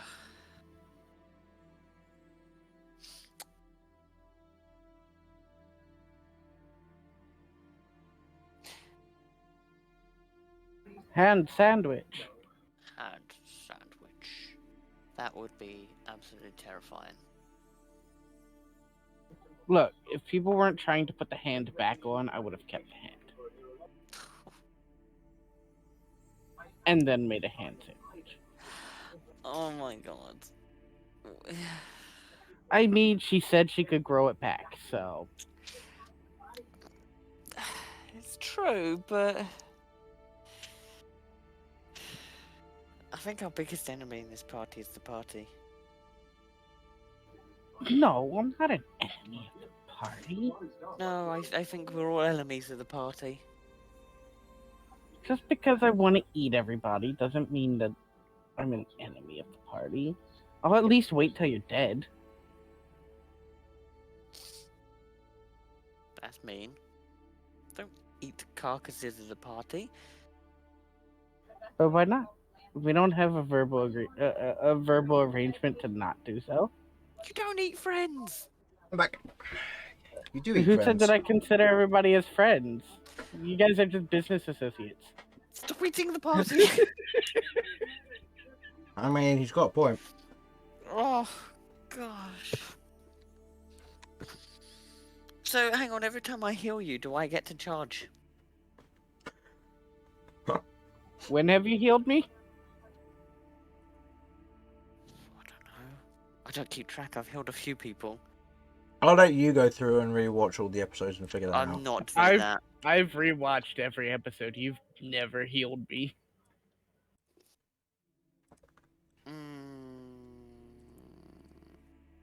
I don't know. Not something I've kept track of. I just heal. People get hurt. Cat heals. Oh. Dear me. Too bad I lost that competition. I had the chance for sending. Mm-hmm. Alas, it's gone. Yep. Oh well, still did very well. It's a shame then you ended up choosing fire. Otherwise I you know. would. Do you know what the worst part was? I was looking at the wrong bloody spell too. I counted along, but I was counting from Chaos Bolt. Mm-hmm. Yeah, no. If I was actually looking at Elemental Detonation, it was going to be Force. Well, it's any of the numbers that you get to choose, I believe. So I believe it's just random. Yeah, but I was counting along on my list of the spell that I've got. The numbers that I rolled, and it's like, okay, 1, 2, 3, that's the third element. I was like, damn, never mind though, it's all good. I mean, can't come into the final? That's impressive. How do you have Chaos Bolt, by the way? It's through Sorcerer, isn't it? Yes, I think. Yeah. So does that mean it's your once per day ability? Oh no, because we made a No. we made an exception, didn't we? Because you wanted Chaos Bolt to go full wild magic stuff, and I allowed it because more Yeah. chaos. Yeah. Sorry. Yeah. Yeah, I was going to say, hang on a sec. No, it can't be because Mage Armor and Mold Earth are my... Oh, Mold Earth is my thing. Yeah, Mold Earth you can cast as many times as you want because it's a cantrip, but Mage Armor Okay, you can only and cast Mage once per Armor day. Yeah. Makes sense, because you Yeah. only really need to cast it once a day. Yeah, the cantrips you can cast infinitely. That's right. I just wanted to say, you can start when everybody's back. I'm gonna be away from my computer for maybe like 5 minutes. Okay. Rightio. Still waiting on Harlan, so we might be another 5 minutes. Not being mean or anything, just, you know. Mm-hmm. No, that was fun. That was definitely a challenge. It's alright. Hang on, how long did campaign 1 last? Like, how long in-game did we In-game? exist? Yeah. Including time skips? Mm-hmm. Because you had about, a few month time skip? Yeah. About a year and a half at most, I think. Okay, cool. So No, when because you this only had tournament- one Harvesters Festival, didn't you? Mhm. So, 9 months. So when this tournament comes round in a year's time, You'll be level 20. Cat's gonna annihilate them. I will get my send in then, though. Doesn't take sending the entire time just to crush them in a year's time. It's like, oh, you're 13. Oh, you're re-participating from last year. What do you do? Ah, you know how it is. 7th level disintegrate on these students who have 32 hit points. Yeah, that'll go well. I'll just Meteor. It's like, look. Meteor Swarm, this just is get a- rid of the stands as well. My undenied victory. I will have this spell. I believe you would still be limited to 4th level spells only, and you wouldn't be able to upcast them, but obviously you'd have a lot more at your disposal plus a ludicrous amount of hit points. True. Because, you know, at that Well, point, it's just greater invisibility and then just keep using cantrips for a minute. You take that back. You say a huge amount of hit points. If I keep rolling how I will be, I'll be on about 40 hit points. Look, you're level 5, so, you know, you've got 15. some stuff, yeah. 15 rolls. Okay, and I'm on 27 hit points. So, alright, I could probably get to 50. Yeah. Push. Chris, sorry, I Mhm. just need to check something with you. Mhm. My how long would it have been from? Sorry, basically, I'm just checking that my skin layer effect had worn off. Yes, your skin layer effect wears off when you when you finish a short rest. Yeah. Speaking Because of, how long is a short rest? half an hour, but you have to Mine- start a long short rest for it to begin. Just start. What? Sorry. So to initiate a short rest is just you initiate a short rest, and that's how long it lasts. Really. You know, my skin layer lasts an hour. Yes. So because you take a short rest, the temporary hit points are removed at the end of the short rest. Why, if it lasts an hour?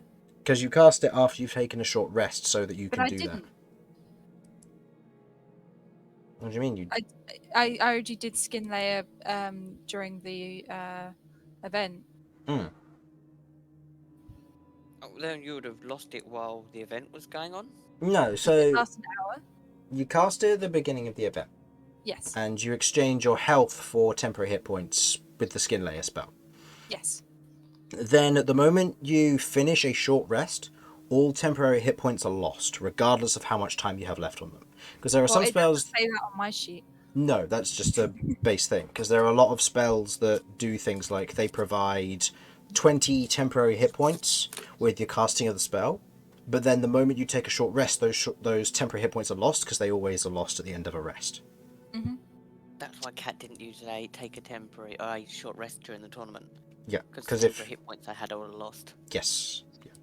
Even though Cat's ones debatably would last indefinitely, if Cat never takes a short rest, she can have them for the rest of her life, which won't be very long. But Yeah. Which is true. but that is still something that can be done. So in this instance, over the course of the short rest, because now that I think about it, understand. Okay, go on. no, because you're on 1 hit point because you exchanged all of your health for temporary hit points, didn't you? Not all. It was up to 30. So I had 9 of my original hit points. Okay, and then you were healed and took damage, so you ended up with 3 lost health. So you're on 6. 4 lost health. So yes, 4 lost health. So you should have 5 health right now. God, you're looking worse than Cat. So if you wanted to take a short rest to Wait, I recover, get my. You've confused me even more here now. how so?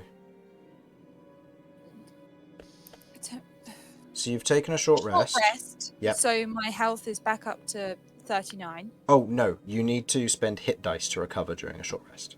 No one told me that. I don't know what that is and how to do that. So how many? Hold on, let me open up your character sheet and help you out with that. It was Thank the you. Sorry. D8 That's that you alright. rolled. They're your hit die. And you know the hit count that you went down 1? Yes. Yeah, that's your hit die. So you can use them during a short rest to recover health. Yeah. So I used 2 hit die and rolled 2 ones, which was a really sad time. Yeah. Of course. And you add your constitution, don't you? I believe. Yes, you had your constitution bonus. So in this instance, because you wouldn't have used any the previous day, you should have 4 hit count left. So you can spend up to 4 hit dice. I know it was previously on 3 because you used one, but I think that's because we didn't add one from the level up. So you can spend up to 4d8 worth of the hit dice, effectively. So you have 4d8s available to you. So currently you should be on 5 hit points currently. So if I do minus 34 and then just add any healing for any d8s you use over the course of the short rest, or if you want to risk it and run the rest of the day on 5 hit points, like a level 0 NPC, then feel free to do so and regain them all back on a long rest. Okay, so I technically have 4 d8s I can use Yes. right now, but then I lost one, so in the future it will just be 3. Until Vinny, I have do a you long... have that Song of Rest thing? Vinny does, yes. I do indeed. So if we are all taking a short rest, rather, I can help people out. Yeah. So the just so you understand how hit count and hit dice work here, you can have up to a number of them equal to your level. So that's currently 5. During a short rest, you can spend them to use up the hit die to heal yourself. So for you, they're d8s plus your constitution modifier. And then once you finish a long rest, you regain half of them rounded up. Okay. So right now I need to... So right now you have 4. Yeah, If and you I can use as many as I want. You can use as many as you want. If you use all 4, then after you finish your next long rest, you'll only have 3 available to you. And given your next day of traveling is most likely just going to be going outside of the city and then in the nearby vicinity, which is most likely going to be safe, you shouldn't have to use any, unless you're attacked, of course, by Golden Crusaders or anything else. Or you can spend 2 now to give you a little bit of extra health, and then you'll have all of them available to you tomorrow. Depends on whether you want to risk now or later. Yeah, and I add Constitution at the end, not with each roll. With each one, yes. Oh, okay. With each roll. So, yeah. So that'd be 7 Plus 2, so that'll be plus 9. And then you can roll again if you wish to use another one. As the short rest is occurring, could I make use of the chef ability to provide an additional D8 of healing? Oh. Okay, and then with Song of Rest from Vinny. Yep. Add an That's- extra d6 as well. Okay. Okay, I've got 3 hit die. What can I use? I can also provide an additional D8 to you. Were you gaining hit point stuff, Cat? Yeah. So if you're spending 1 hit die, you will get I'm spending. I've got you 3. You'll get 3. Remember, so do these one at a time, just so you know. Yeah. So yeah. regain your 1d6, and then Romulus and Vinny, both of you roll your respective dice sizes, please. Oh, I get to roll it, huh? 3. Okay. 4. 4. Okay. 4. And then both of you, because you spent a hit die each, you will gain an additional 8 hit points as well.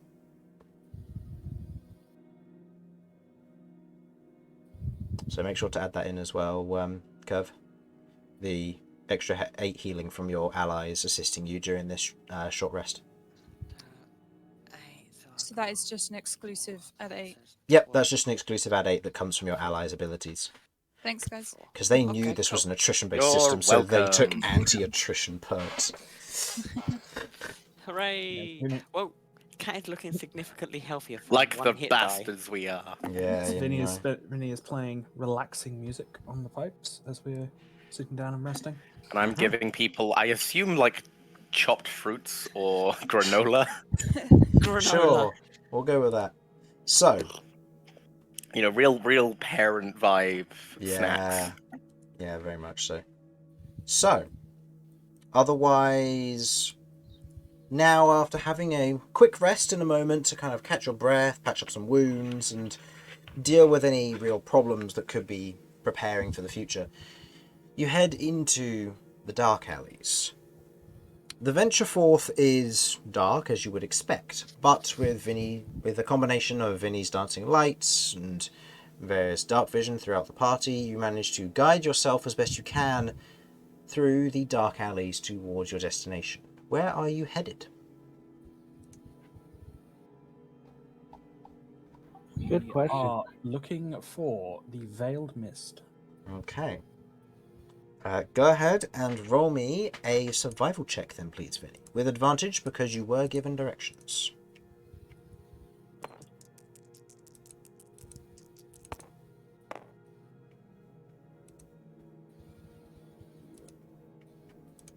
Survival.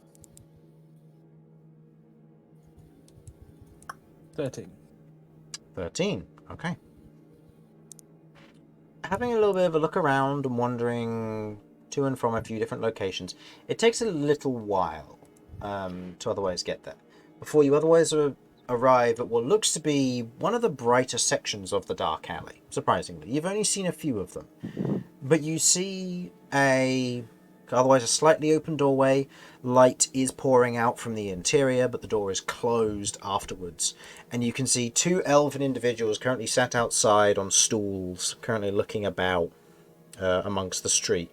You can see what looks to be these kind of dark leaves, and with the dancing lights available to you, you can see a little bit of like faint colouring of dark purple from what look to be some shrubs that are growing here in this absent of light space. The 2 guards otherwise look in your general direction as you approach. One of them otherwise stands and kind of looks over you all as you're kind of making your general way towards the establishment. You see that their armor is that of a lighter chain garments, heavily armored compared to the rest of the riffraff around here from what you've seen coming and going. But you can very clearly see the veiled mist across the top of the particular establishment.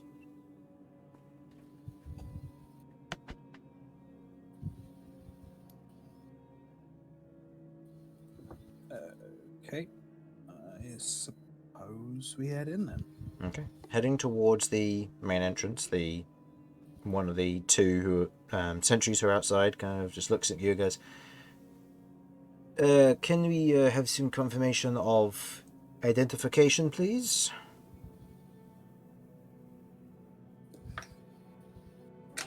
It said what again?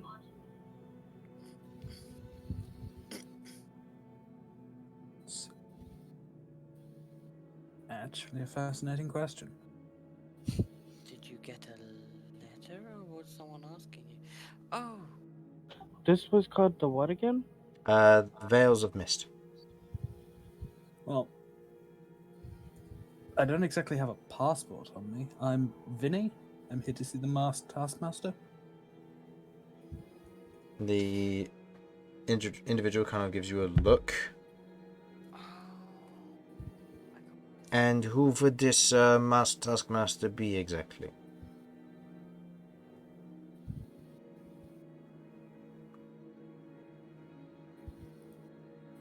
Well, that's the name I was given. And you have no other way of identifying yourself or anything?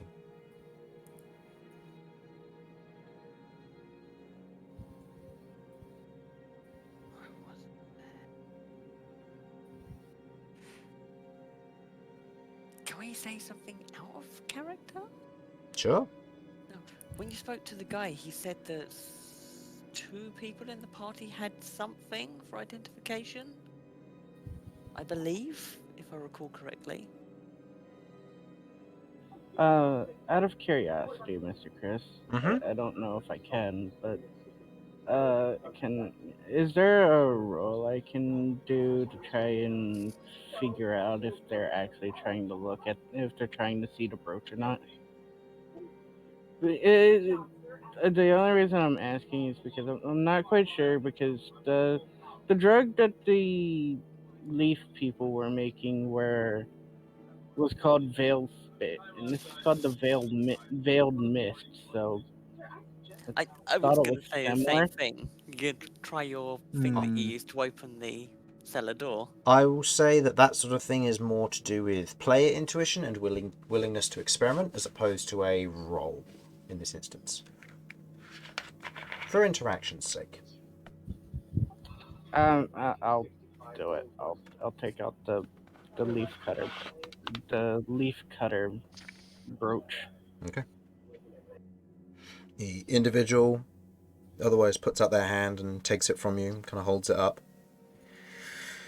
Very well. Is it your entire group? Looking at you, Kay. I nod. Alright then. In you go, no causing any problems, and don't be expected to be served. As the individual otherwise pushes the door open, the interior light flooding out once again, you are not so much as welcomed, but you enter into an area of a warmer atmosphere. You... What? No, this isn't my tavern music. Come back. No. You... No, that went wrong. As you otherwise enter into the warmer interior of what looks to be a well-furnished timber for the most part, what looks to be a smoking parlour.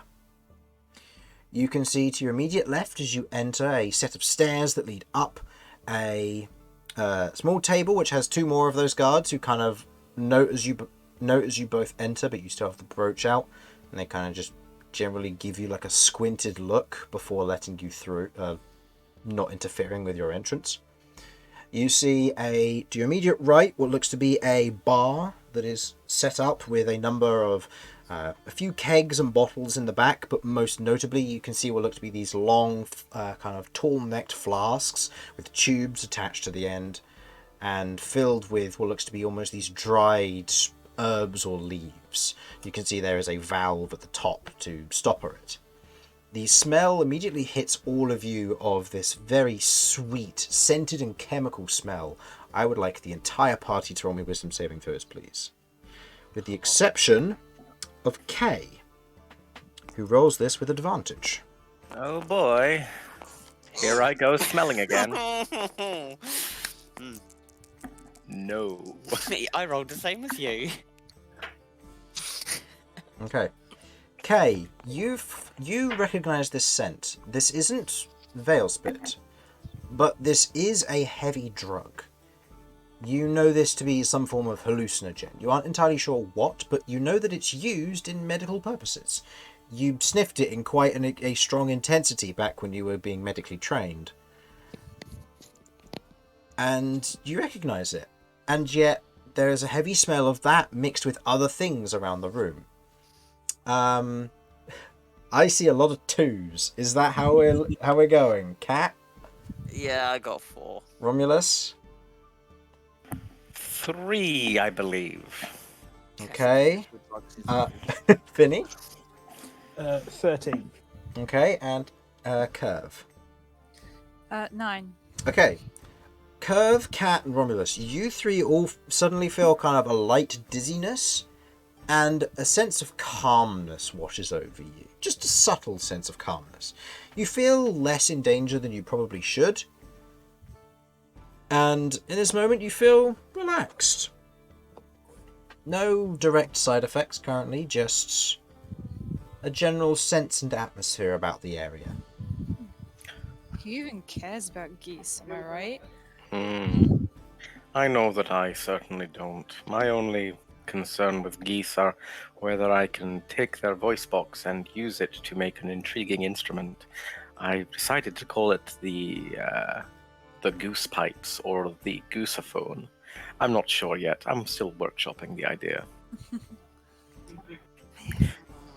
I'm trying to debate if I should try and snap him out of it or not. I have a pipe. I'm gonna get my pipe out. Can we make Alright, this I'm into a snapping goose out of pipe? it. I'm snapping We him can out of turn it. that into the goose pipe. Yeah, we'll just take the goose lungs and Oh. we'll connect one portion up to the flute and the other portion up to the goose's voice box, and then you just got to breathe through, blow through the flute and press on the lungs in certain ways, and we should be able to create an interesting and exciting new instrument. I think it'll really take the bard world by storm. Don't you think so, Vinny? Okay, how are you, I'm going to jab. I'm going to not enough to really hurt them, but enough to kind of like give them a shock of, hey, I've just been poked by something sharp. Okay. I'm just gonna do it to each of them. Okay. Give me a sec. I need to quickly double check to see if that will work versus this drug. I don't know if it will, but Not In that we're this... about to experience goose call for a pipe. No, in this instance, as you otherwise give them a poke, it doesn't seem to have that much of an effect. The mixture of the effects doesn't seem to actually be doing all that much to them. In fact, poking them seems to almost be not working. They seem to be having more of a painkiller style effect and are currently not affected by your sharp jabbing of a sharpened claw. There are some individuals otherwise looking your way at this point, and you note that everybody within this parlor is elven. Or, in some way, elven. With an elven lineage one way or another. The barkeep otherwise looks up, kind of frowns in your general direction, and just goes, "So, what can I get you fine folk that have made your way in here? How, might I ask?" The door. Yeah, door. We're here on No, business. ask our buddy over there. That was humor. We're here on business. We have a meeting arranged with the Masked Taskmaster. Ah, right. You must be Vinny and Co. Got it. Take a seat over in the corner there. Kind of gestures with his thumb to a booth not far from the main area. They'll be with you when they're ready, I suppose. You'll have to wait a few hours. They're otherwise in a meeting at the moment, but they'll be here as soon as they can. So anywhere from here till, I'd say, an hour or so from now. I just want you to know, out of character, if the individual that shows up is not Greg Davies in a fursuit, I will be severely disappointed. You will be disappointed then. Oh.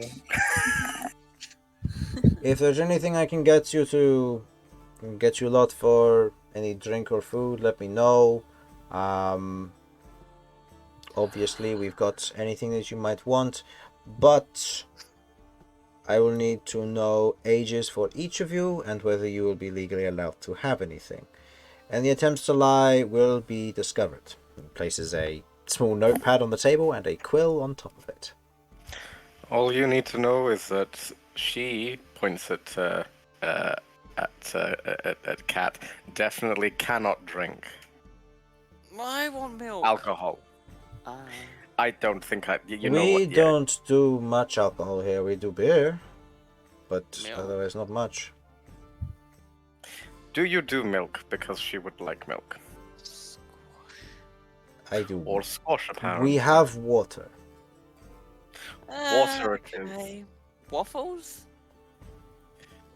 Of course we do waffles. We're not animals.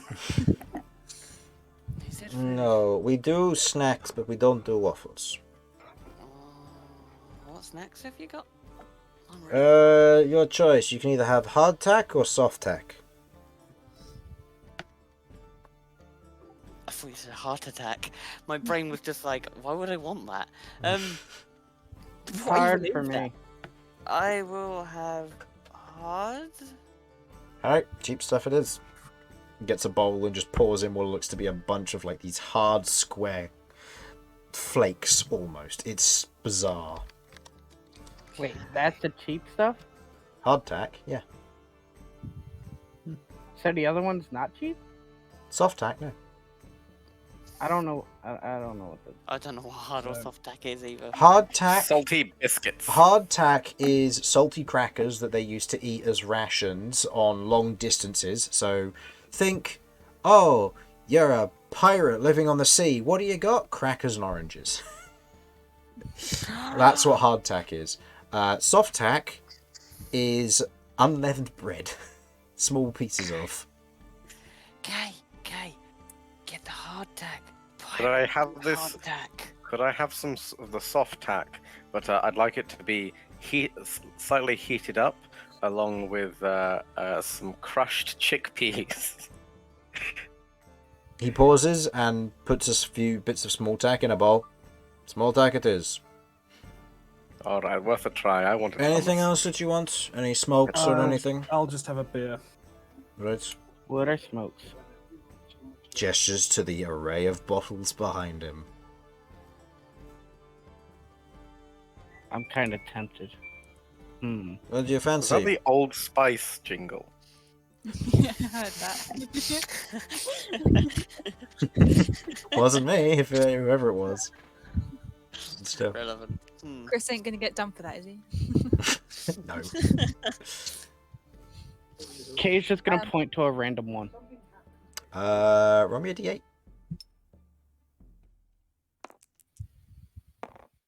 7. 7. 6, 7. Okay, well.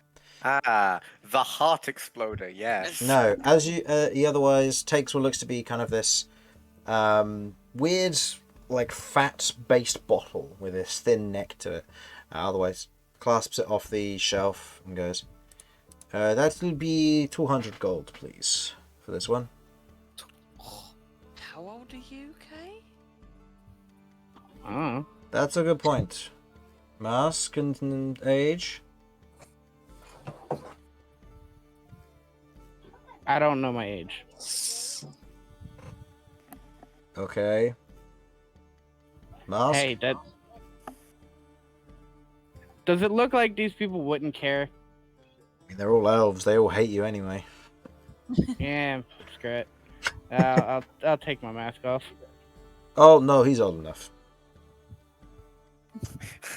Could be like 3 days old. Yeah, that's old enough to drink for one of them. It's a month for a Morben, so no.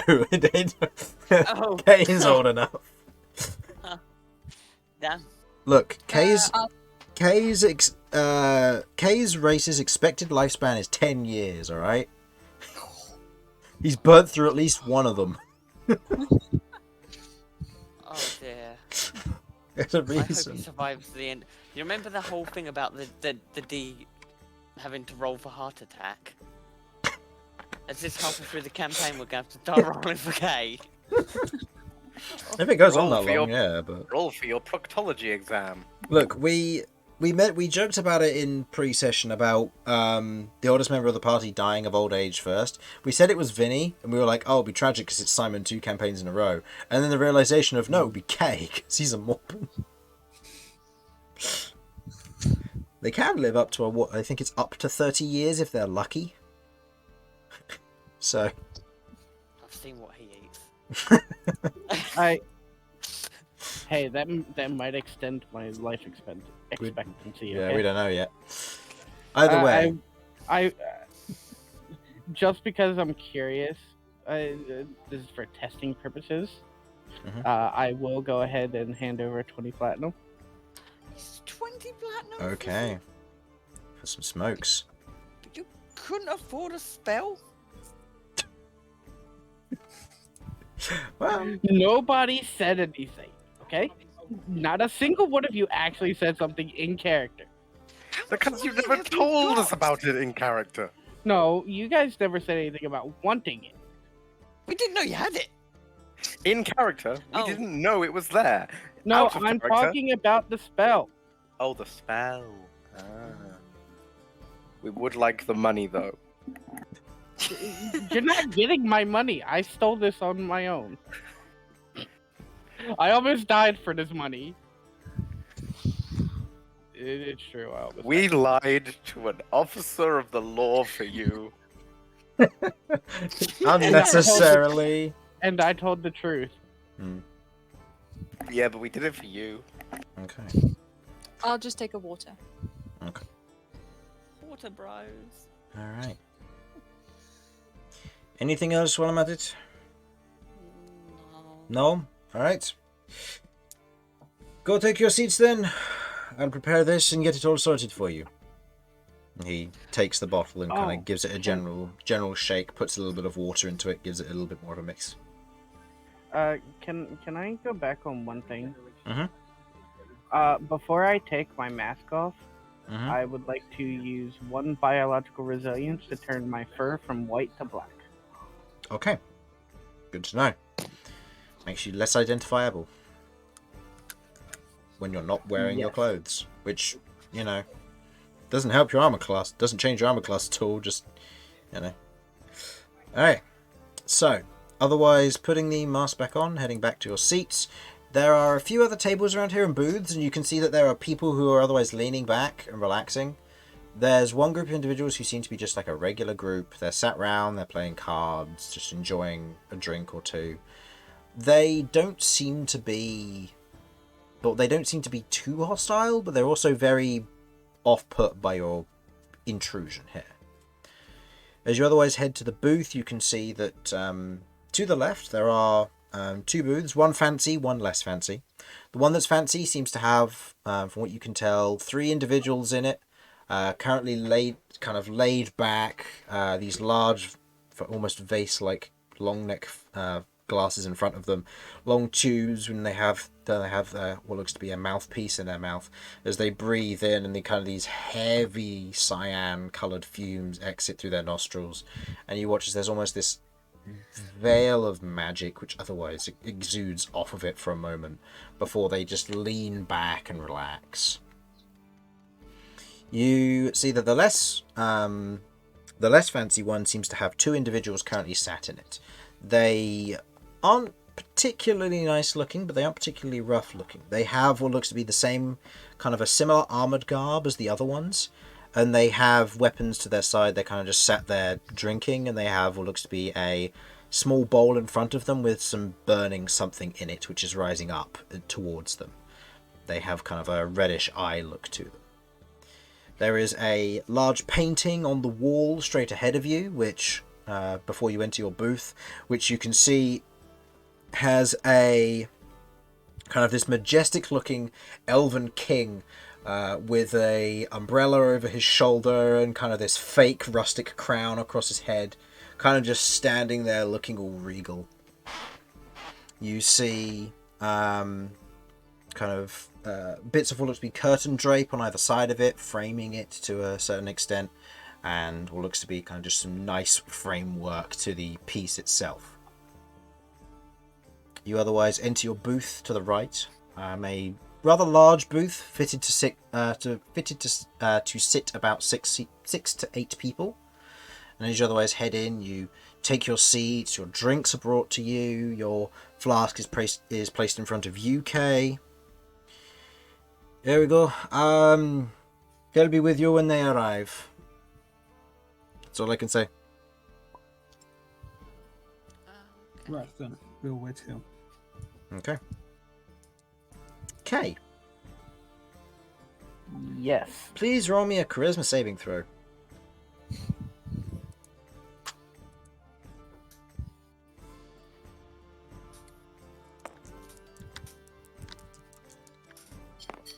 Nine, you are fine. I need to know if you roll a 1. So let me know if that happens. For the time being, as you begin to kind of take this in, this yellowish, almost distilled mix heading in through your throat, it's a very medicinal but sweet. It has a sense of bitterness to it as well. And it's a very interesting flavour in your mouth and your tongue. And you immediately feel kind of this relaxing soothness and disconnection from the world as you take it in. Your charisma increases by 1 temporarily. If you wish to take another puff, it will continue to increase, but you will also make more charisma rolls. Interesting.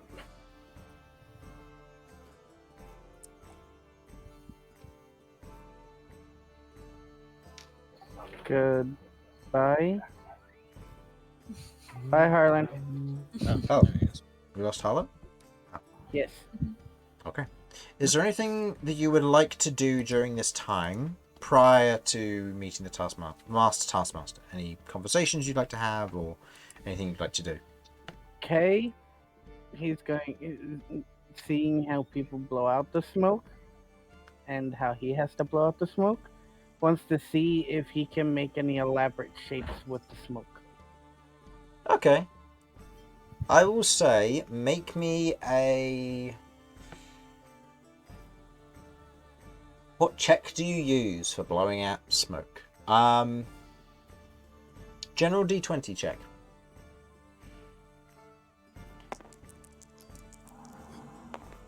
18? Nice.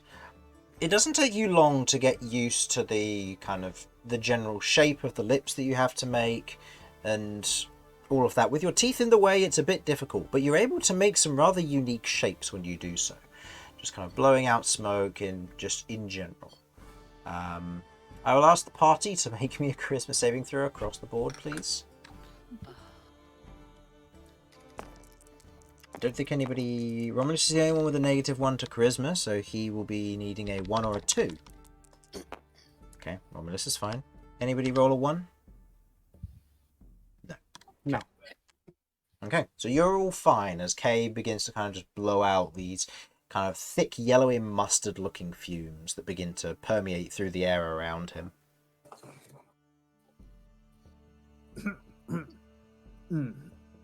Please be careful where you're blowing those, okay? I will direct them towards Romulus. Don't worry. They smell. I don't like it. It actually tastes good. I'll say you roll me another roll, please, Kay, just to see how it goes.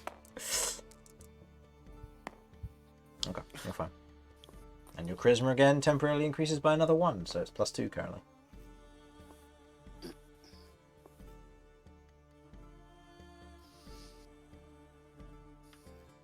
Okay.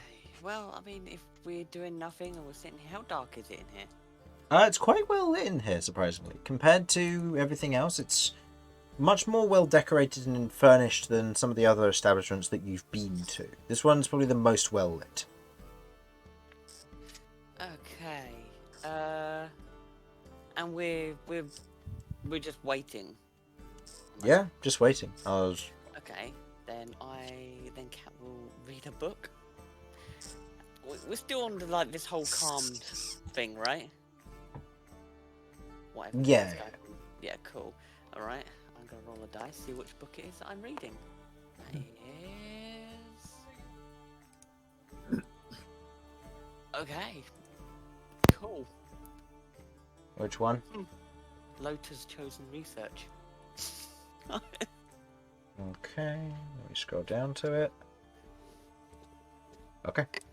So you will learn a few bits and pieces from that. Anybody else want to do anything?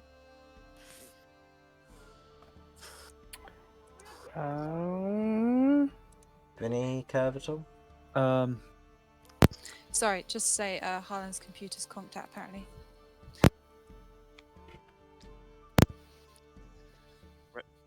Yes. What's the same? There's nothing in particular I can get done while there's no one here, so I'm just going to be going back over the information we've got already Okay. and preparing to go to the individual to arrive. Kirv has a general look around for a goose. Roll me a perception check. Never know. Doubt it.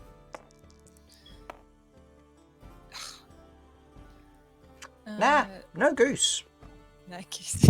No goose in this surprising establishment. There's a moment when you're like, oh, there's a goose on the wall there, and then it's just an odd shape, just a stain from someone from a previous beer stain or something. Oh my gosh. Yeah. That's her intelligence levels. I love it. Okay. Waiting for a little while. Takes a good half an hour to an hour for a little while. Before you hear what sound to be almost these heavier footfalls from above. There's a kind of a heavy step to each of them, and a slight tink with each one. Almost like a click of metal on wood. As the footsteps slowly make their way towards you, you see wandering around the edge of the booth and looking in before slowly taking a seat. You see an individual in what looks to be a bright white lab coat robe, running all the way down to near enough their ankles.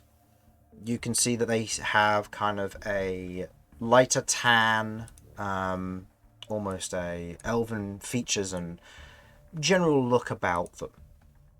You can see what looks to be almost these exposed tubes running across the interior of their own form, across the interior of their arm.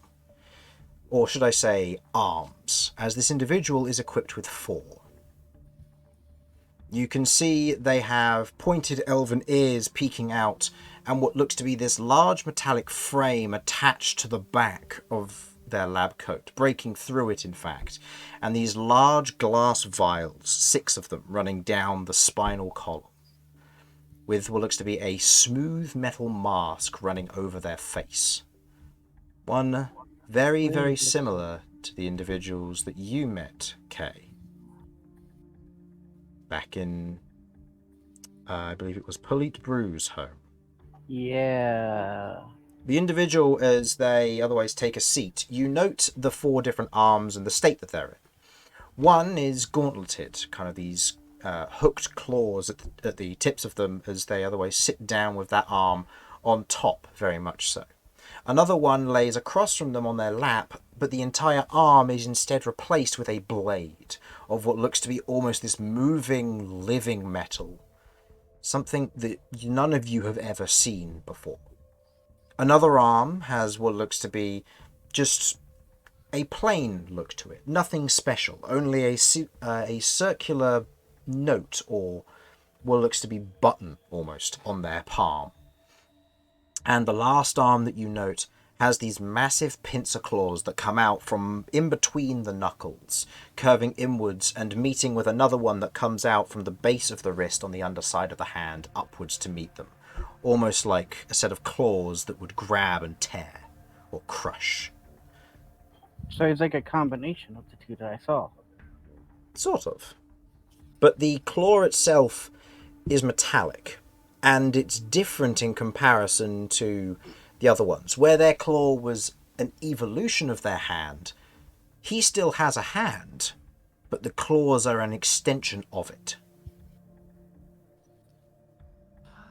As they take a seat and otherwise look around at all of you, you note no eye holes, no nothing. It's smooth textured completely. As the individual looks about your group, and just gives a general curious look about all of you, or kind of pausing on each of you as they otherwise look around your troop, before you all hear in your mind, "It's a pleasure to meet you all. I take it that you're the troop I was told to meet with from the agency." That would be us. Likewise, it's a pleasure to meet you. Of course.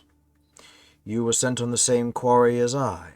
Or my team, anyway. Can I So check? you are the same. Go for it. Sorry, can I check when are we hearing this like they're actually talking, or that's in our heads? In your heads. Do I recognize the voice from earlier?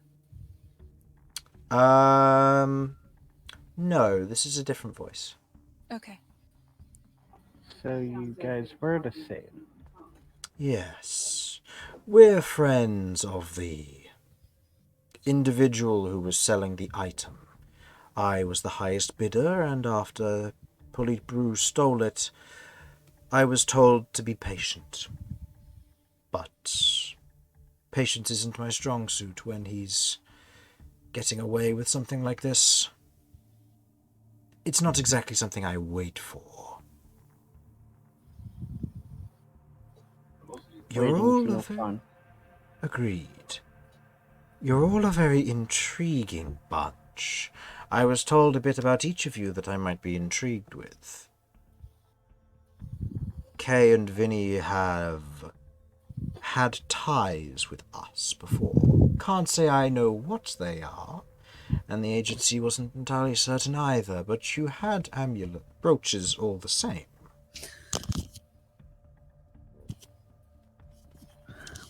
Can I mean, even though it's mental, can I get any understanding if it seems like he might suspect that we got it from not good terms? I will say this is an insight check with disadvantage, because in this instance this is working with mental communication and an individual who's wearing a mask, which gives off no facial features or any slights in any way. This is working off of language alone, which is exceedingly difficult.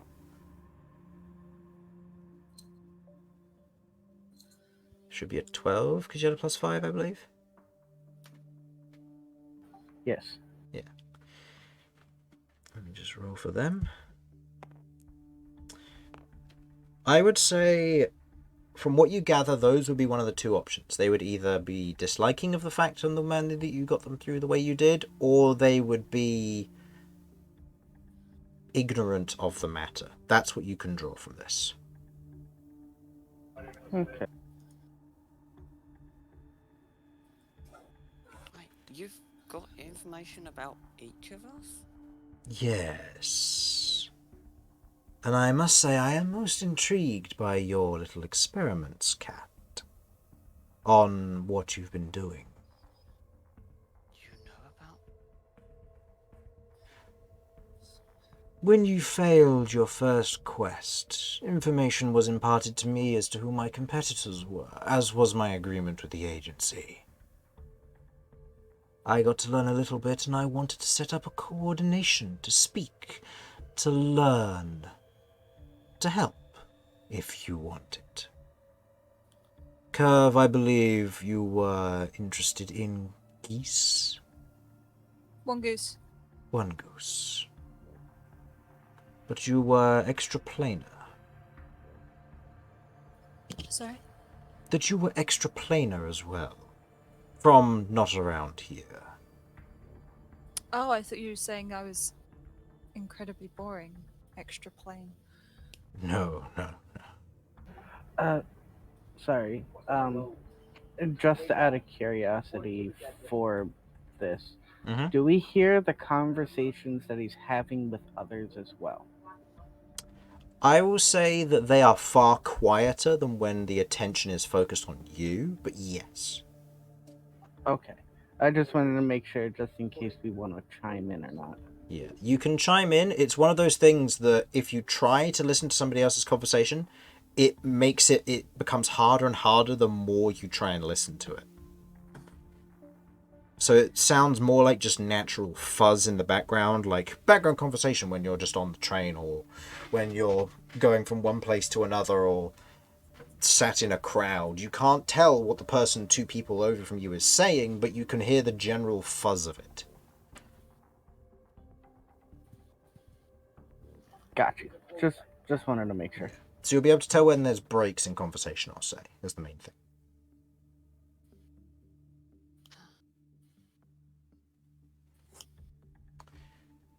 Knows everything. Not everything.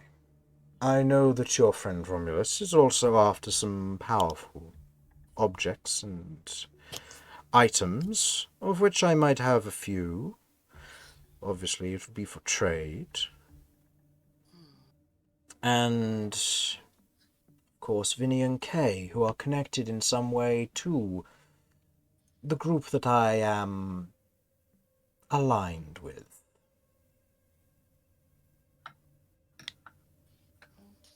Who are you? Aligned?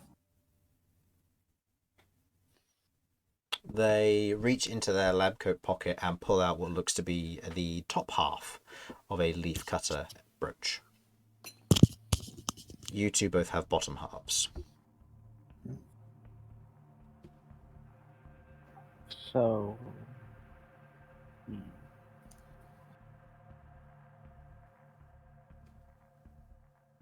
So, what?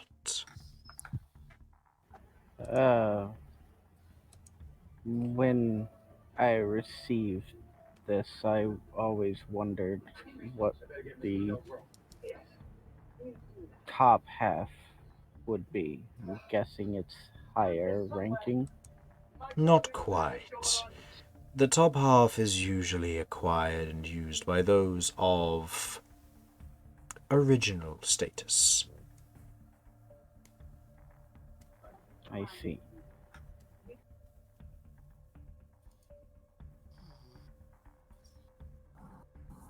So yes, Romulus, just to give you a quick run through on what this person looks like.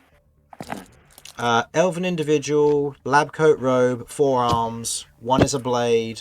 Another one is gauntleted.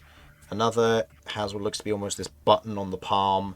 The last one has what looks to be these large, like, scythe-like claws that come out from between the knuckles and the lower part of the wrist. The individual wears a completely plain and smooth metallic mask and is currently talking to you all through your minds. Oh, everything about this is so unpleasant. Mm-hmm. Am I still affected by that drug from earlier? Yes, you are all generally calmer. In that case, what they are hearing, if they ever try and speak directly to myself, is the following. I wonder if the blade hand hurt. Maybe it did. And in What response, if you had you're hearing blade the fingers? answers, which are the blade hand doesn't hurt, the scythe claws are bendable, and all your questions have been generally answered. How do you wipe your? No, that feels.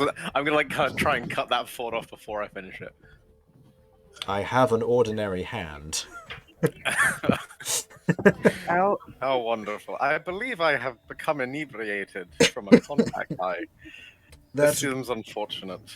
I hope this isn't ruining my reputation. I like cake. do you mind if I ask a question? By all means, this is a mutual meeting. So far, I've told you a lot that I know about you, but you know very little about me. So by all means.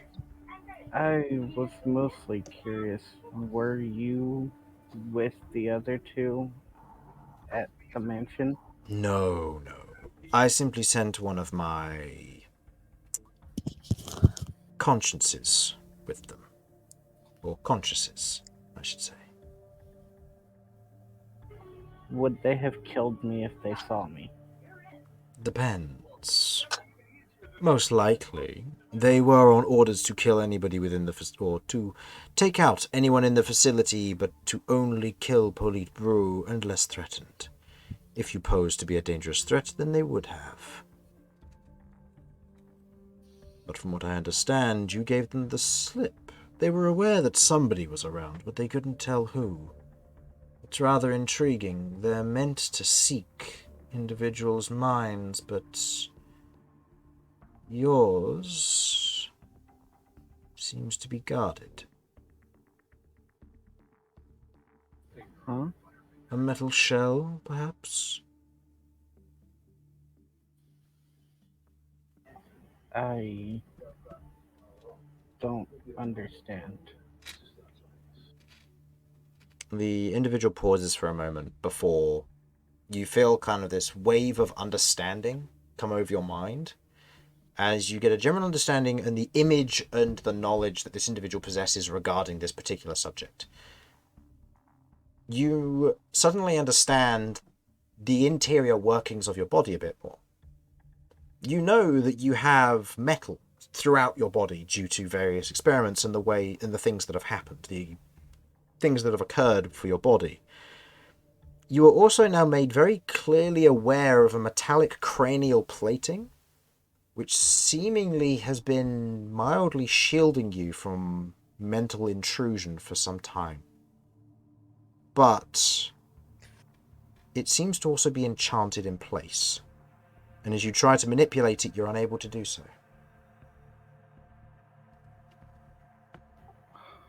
Oh, Fascinating, isn't it? My creations work off of sensing consciousnesses through detect thoughts. Anyone who is thinking can be seen. Creatures too small to be seen are unaffected or dismissed, as were your rats. But you, I'm surprised they couldn't sense you.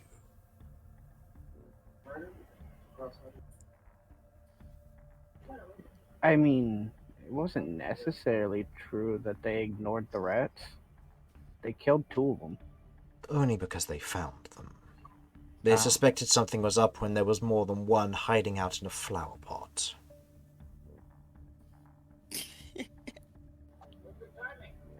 Understandable. I honestly didn't even know this about myself.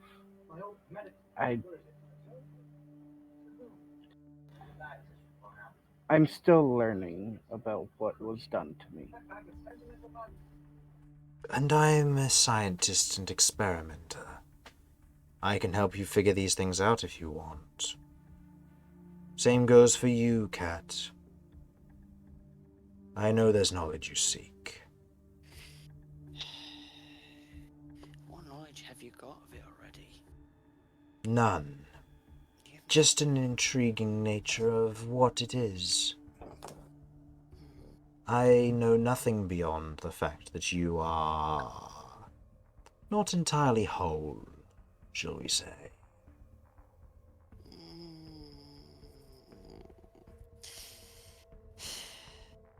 Do you know about Cychania? She is magical. But beyond that, I haven't been able to experiment or see. I don't know these things. I only wish to find out what they are. I would like to talk to you more about this. This is a long journey. For a bit of information as you've given some back. As far as I know, Cychania is the key. Then I'll be careful with the lock. Also, it escaped and is now in Jeff. Jeff? Is Yeah, Jeff a familiar. close relative of yours? My familiar, I'll get him out on my shoulder. Like, Jeff. Interesting.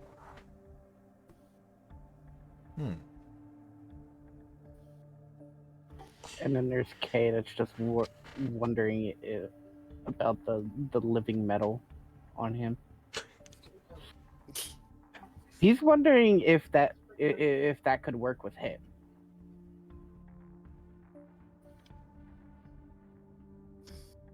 So yes, but You're all after things. You're all after something. I can help in certain ways. All you need to do is ask. Exchanges can happen. We are mutual partners here. How much do you know about memory manipulation? Memories are a bit more difficult. I can seek them out. I'm familiar with understanding and finding them, less so with bringing them back.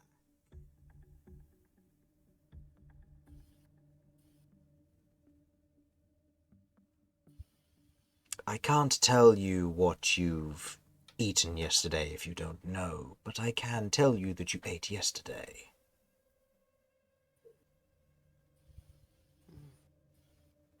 So it's more if you don't know what it is, you can't just see. No. I can't find something you don't know the answer to yourself, but what I can do is find out things that you do know, and remind you of those things you know. It's hard to explain. To which, I need to roll to see how much he would be adaptive with mental magic. Okay. Vinny. You otherwise get a general sense, and although your natural ability with magic is driven mostly by music, and in this sense not to the study and the thesis and the arcane in this manner, it's very difficult for you to grasp this. But you do manage to pick up that this individual is skilled with mental magics, and that they will be able to tell you things that you know, or things you're supposed to know, but they can't tell you things you've forgotten. You don't know what that means regarding the memories you've lost, but it's quite possible that they'll be able to remind you of a few that you should already know.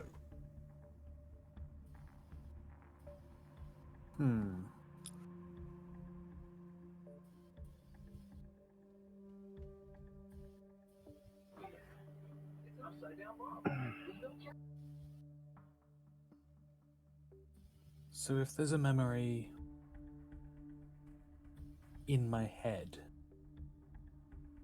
that has been locked away by some force, would you be able to do anything about that? Quite possibly, yes. But like I said, a lot of this would take time, effort. I'd need to figure these things out, and I might even need some particular things to make it work. I work with chemical and biological sciences mostly. My magic is elementally bound by chemical and thaumaturgic means.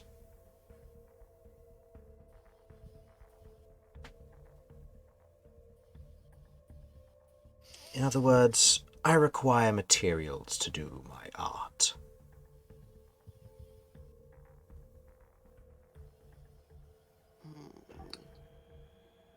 What kinds of materials? Rare? Expensive? It'll vary depending on the condition. If you say they've been locked away, most likely a material of equivalent value to what's locked it. The source would be a perfect way to unlock it, but I imagine that if that were the case, you'd already have done it.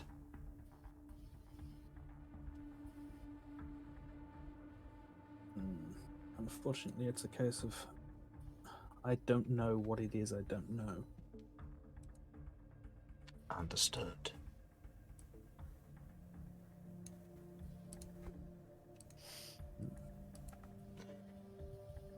And Romulus and Kirv, The others I have all intrigued with the science of knowledge that they seek, but both of you seek something different.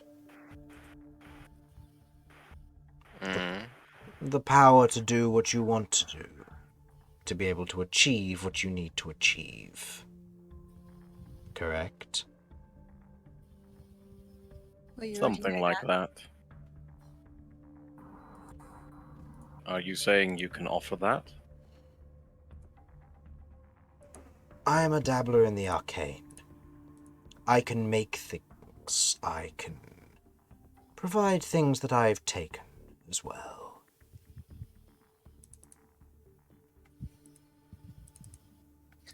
What can you provide for me exactly then?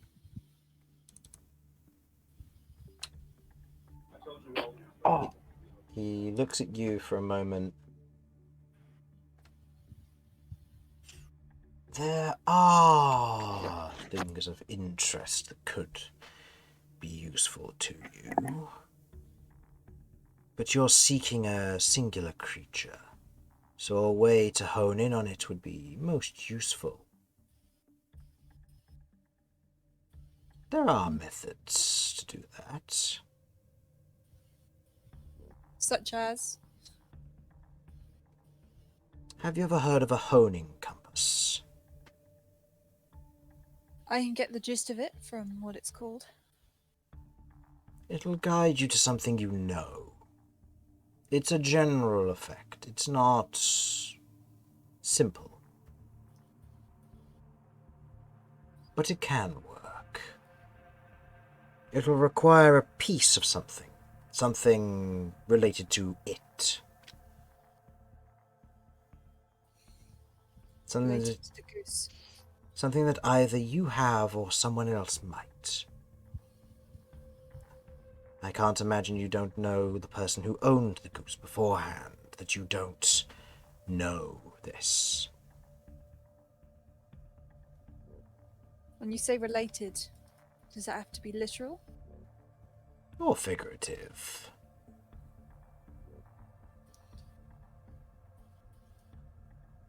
She goes quiet to think. And Romulus, you seek power. Amongst other things, but yes. What sort of power would you need, per se? One to figure out what you can do? To create and destroy, or to overcome?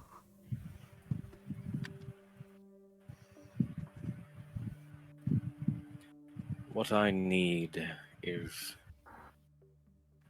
either enough physical, magical, or mental strength to overcome anyone.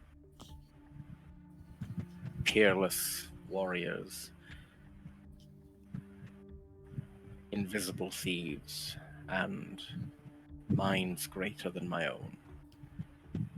Doesn't matter what kind of power, as long as it can overcome them. That can be provided. An Omnistone would do the work for you there. Omnistone? A power of all. A provider of greater needs and strengths. Out of character, the fuck? are they edible? Is this a thing we would have heard of, or...? Non-Omnistone, no. That sounds a little too good to be true, if I'm honest. Well, like I said, these things can be made, but they're never cheap. And I'm not the one who'll be getting the ingredients for them. That would be us. That would Alright. be you. I have things that I need, of course, and I would be more than happy to ask you to do these things for me in exchange for some services now. Your friends, Cat and Kay, have intellectual knowledge that they wish to acquire. Things I can provide in exchange for knowing the information myself, but at the expense of my resources. But the rest of you require things which I can help make at the cost of things you will get for me. Does that sound fair? Sounds fair enough to me. As long Yes. as everyone else is happy with it. Making a deal has never gone wrong in my life ever. So let's go for it. Deception check. Sounds like winning talk to me. That's a natural 20 on his insight. I mean, you can roll deception if you want, but I mean, you've got to be a natural 20, so. Nope. Everyone could tell. Making a deal has gone horrible for you in the past. What deal? You don't know. None of you know. You just know something went wrong. Out of curiosity for something. Mhm. For him. Oh, yes. Thought you were talking to me. We don't have a very good picture of it, but is there a possible way you can take the picture of the goose from her mind and show it to the rest of us? We need to know what this goose looks like. I mean, I can do that. That would actually be incredibly useful. Okay. He is going to attempt to look into your mind, Kirv. I do have such a picture for this. You do have such a picture for this, yes. Okay. If it goes right. I would like you to roll me an intelligence check. Me? Yes. Oh, okay. Sorry, guys. Ooh, Okay. That is higher than his roll of a 12, without Wait, any I do- modifiers on his part. I think I have a -2. intelligence. Yeah. Yeah. 14. Yeah, 14. So it's still higher than his roll of a 12. So in this instance, his accuracy is very reliable. And in this instance, the rest of you begin to see and understand what this goose is. And if you wish to send the image in the Discord, you're welcome to do so. Otherwise, the image of it on the tabletop is not too dissimilar. It's just obviously a lot neater with the way it's been, where the way it will be properly portrayed. And no rush. Obviously, you can send that whenever you have the chance. Yes, you'll see what looks to be a beautiful pitch black goose. Beautiful feathers streamed out behind it, all on fire. You note the fat nature of it, the otherwise very much clawed, webbed feet, the tiny buck teeth, or not buck teeth, tiny sharp fangs at the tip of the beak, and tiny horns on the top of its head. I'm going to see if I have a better quality image because the one I just sent. That's all right. Now, hear me out here.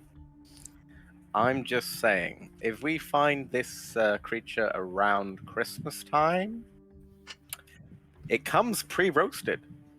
Nice. So mean. I mean, pre-roasted for me. I don't know about the rest of you. There we go. Now, because it has tiny little fangs, does that mean it's Goosferatu, or...? I would love it if that was its name. Nope. Do you think that you would, with that roll, you would have given them its name? I don't think Kirv knows its name. Okay. The goose knows its own name. I do not know. But you do not know. Okay, fair enough. Dodgers! Never thought to ask. I know its name because there's something we decided in character creation, and I love but it. Kirv doesn't. Kirv doesn't know. Is it Goosifer? Nope. One of them is called that, though. I hope. That's a good. That's a good name, but no, that's not what this one's called. Beelzebub? No. Enough with the terrible name. The terrible goose names. Terrible, brilliant, I think you mean. Yeah, they are, but still. So,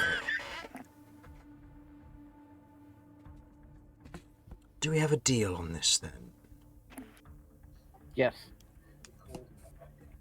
No doubt, no doubt. Yeah. What about you, Mr. Vinny? I suppose I'm happy with it. This will be a case where you will need to wait on our timeline, since I'm assuming it is not going to be safe to acquire these items. Of course not. I'm not going to allow my friends to be put in danger by rushing things. You understand? I understand. If you would like, I can point you in the directions of what I'd recommend first. All right then. I suppose we have a deal. Very well. And Romulus? I go where they go, and I see no downside to looking for these things. Excellent. In such a case, I would like to work with Cat and Kay for a little while, if they wish to work on their own experimentation and knowledge of their physical forms, I would welcome it. And Vinny, I will delve into your mind at a convenient time when you are rested. I feel like, from what you said, there is some plans on your plate that may lead to stress. And stress does not make for a good mental dive.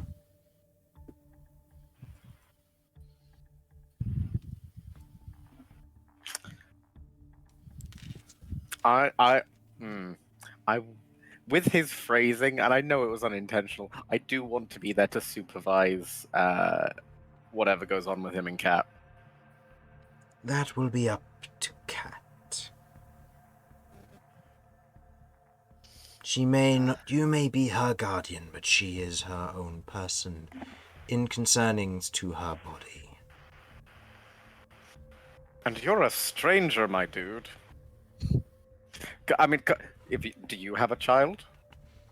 No, I have no intentions of having children. Right, if you did have a child, say you were put in charge of a child, would you let them be alone with someone who was talking about examining their body? I'm just saying. He is going to more mentally send a message to you, Cat, asking, do they know? About how much? I mean, Romulus probably knows the most, but he doesn't know that this thing will kill everyone given the opportunity. Already has.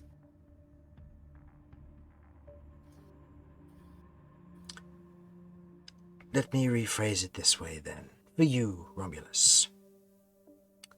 I will help Cat reach the boundaries she wishes to reach in understanding who she is. I am a scientist of biology. I will provide the tools she needs to find out what she wants, and where she cannot figure something out, I will point her in the direction of what I need to help her. I can understand your need and want for supervision, but it is on her decision. All right. Cat, whatever you decide, I will of course abide by it. But remember, I will always support you. Okay. Maybe the first time you can come with me, but I also feel this is a journey I need to confront. Very well. It is fine. But only you.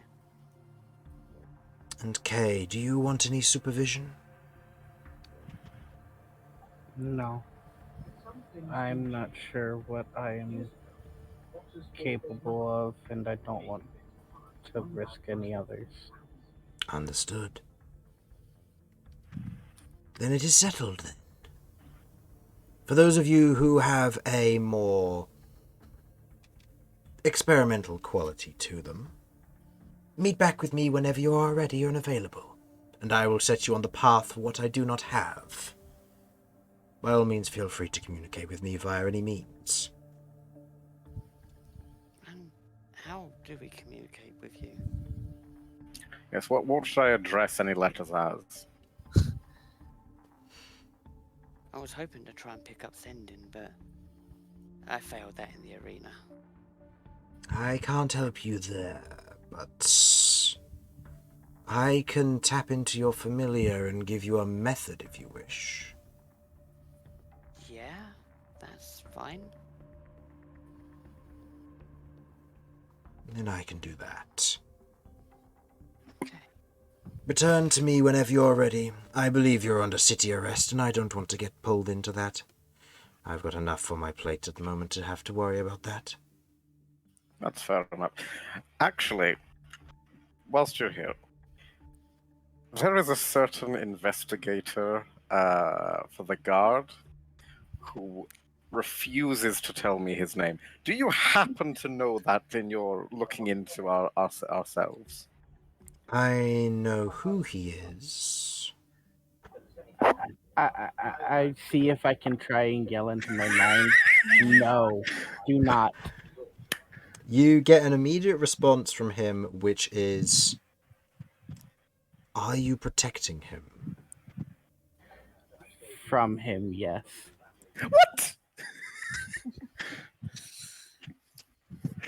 There's Okay. a pause. Also- There's a pause and a sense, and I'm going to say in this instance, you get the general intentions that there were potential plans to kill him, as he is currently investigating the case that would incriminate the Masked Taskmaster. However, in this instance, you kind of pick that up, and there's a moment of, how about this then? And this is just to you, Kay. I won't exchange his name if you can lead him off of my trail.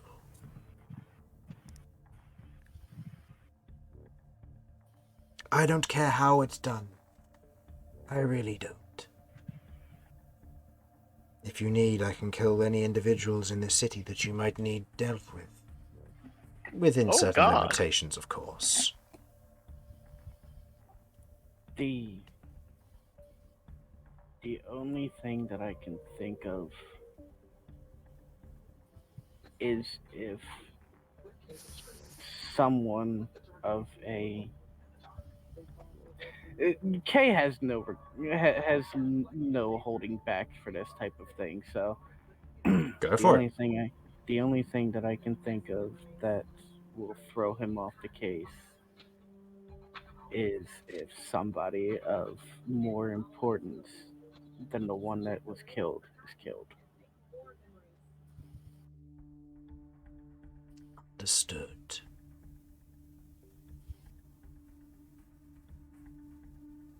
Understood. Thank you. To which the rest of you will now hear, I know of him.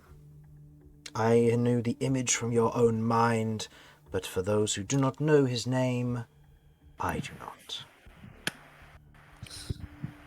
That is very unfortunate. I was hoping to be a massive distraction to him, but it is what it is. I think you already are to a certain degree. Oh, I assure you, I am very competent at being more annoying and distracting than I am currently. Maybe that's my secret power. Just being intensely annoying. Maybe it is.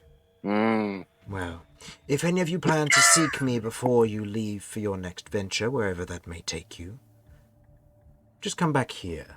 Make sure you have the emblem, the brooch with you, of course, as a method of entry. They will know your face, or the barkeeper will at least. Do we have only one brooch between us? You have two. Two. Kay has one and Yeah. Vinny has one. You then hear a muffling. All of you hear a muffling as he is having a conversation with somebody else elsewhere. Just in the vicinity. Just a general muffling of just something being said. Then there's a pause. I must be off. I will leave you all to your refreshments. 1 second. Hmm. I'm gonna like think.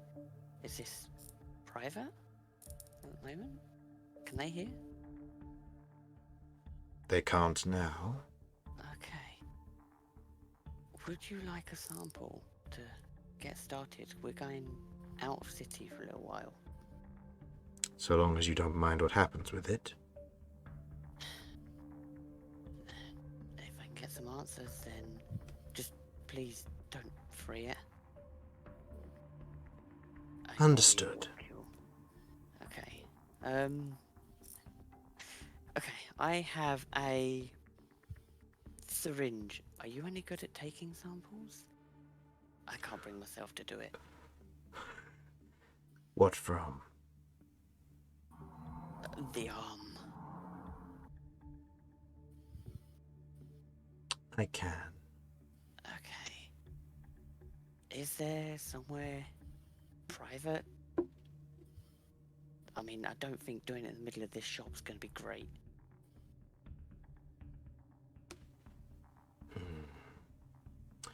Come by tomorrow. With Romulus, and I'll get some things started. Okay. It won't take long. Okay. Alright, thank you. And I'll have my own syringes. You won't need yours. Which I'd recommend getting cleaned for whatever purpose they've had so far. They're not Yeah, going. I'm They gonna- don't look particularly sterile. No, I don't think they are, but I don't know if this thing could die from them. I will try to get back here as soon as possible, but if I can't get in contact due to the guards and what have you before we leave the city, would it be possible for you to provide me with whatever materials you'll end up requiring? I'll get a list sorted. Appreciated. I will be coming back tomorrow. It might be an extensive journey. I'll let you all figure out your own time schedule and we'll work from there. Right then. Very One well. other thing, and then I'll let you get on with your business. Of course. If you've been paying attention to and checking in on me, do you know anything about Cassius or Carver? I was only informed of your predicament and mental restraint, shall we say. I have not been informed of extra individuals, but I can hunt them down if you wanted me to set something on that.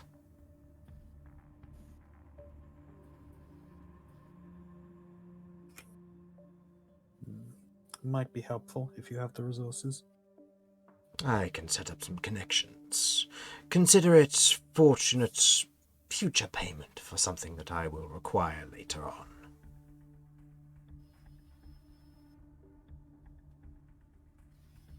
Does that sound fair? Since we're working with you anyway. Excellent. Now then, I must be off. They stand and you watch as they lift their gauntlet, which you watch has the, or as you otherwise have a look at it, has these 3 vials that run into the back of it. And he otherwise takes what looks to be a small vial from the interior of his coat, slots it into the back of the gauntlet, and you watch as this magic surges through the gauntlet, and in a second he vanishes.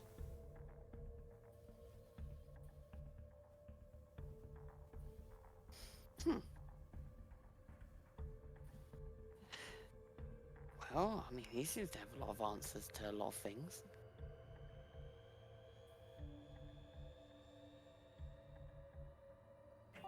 Which may work very well in our advantage. Hmm. Well, not advantage, but advancements. Mm-hmm. Still not entirely sure what to make of him, but he could be a useful ally at least. I'm gonna look up at Romulus. Romulus, we need to come back here tomorrow. Then I will, of course, be here with you, Mm-hmm. if for as long as you wish. No, that's fair. Fair. Before we head out, I need to head back here.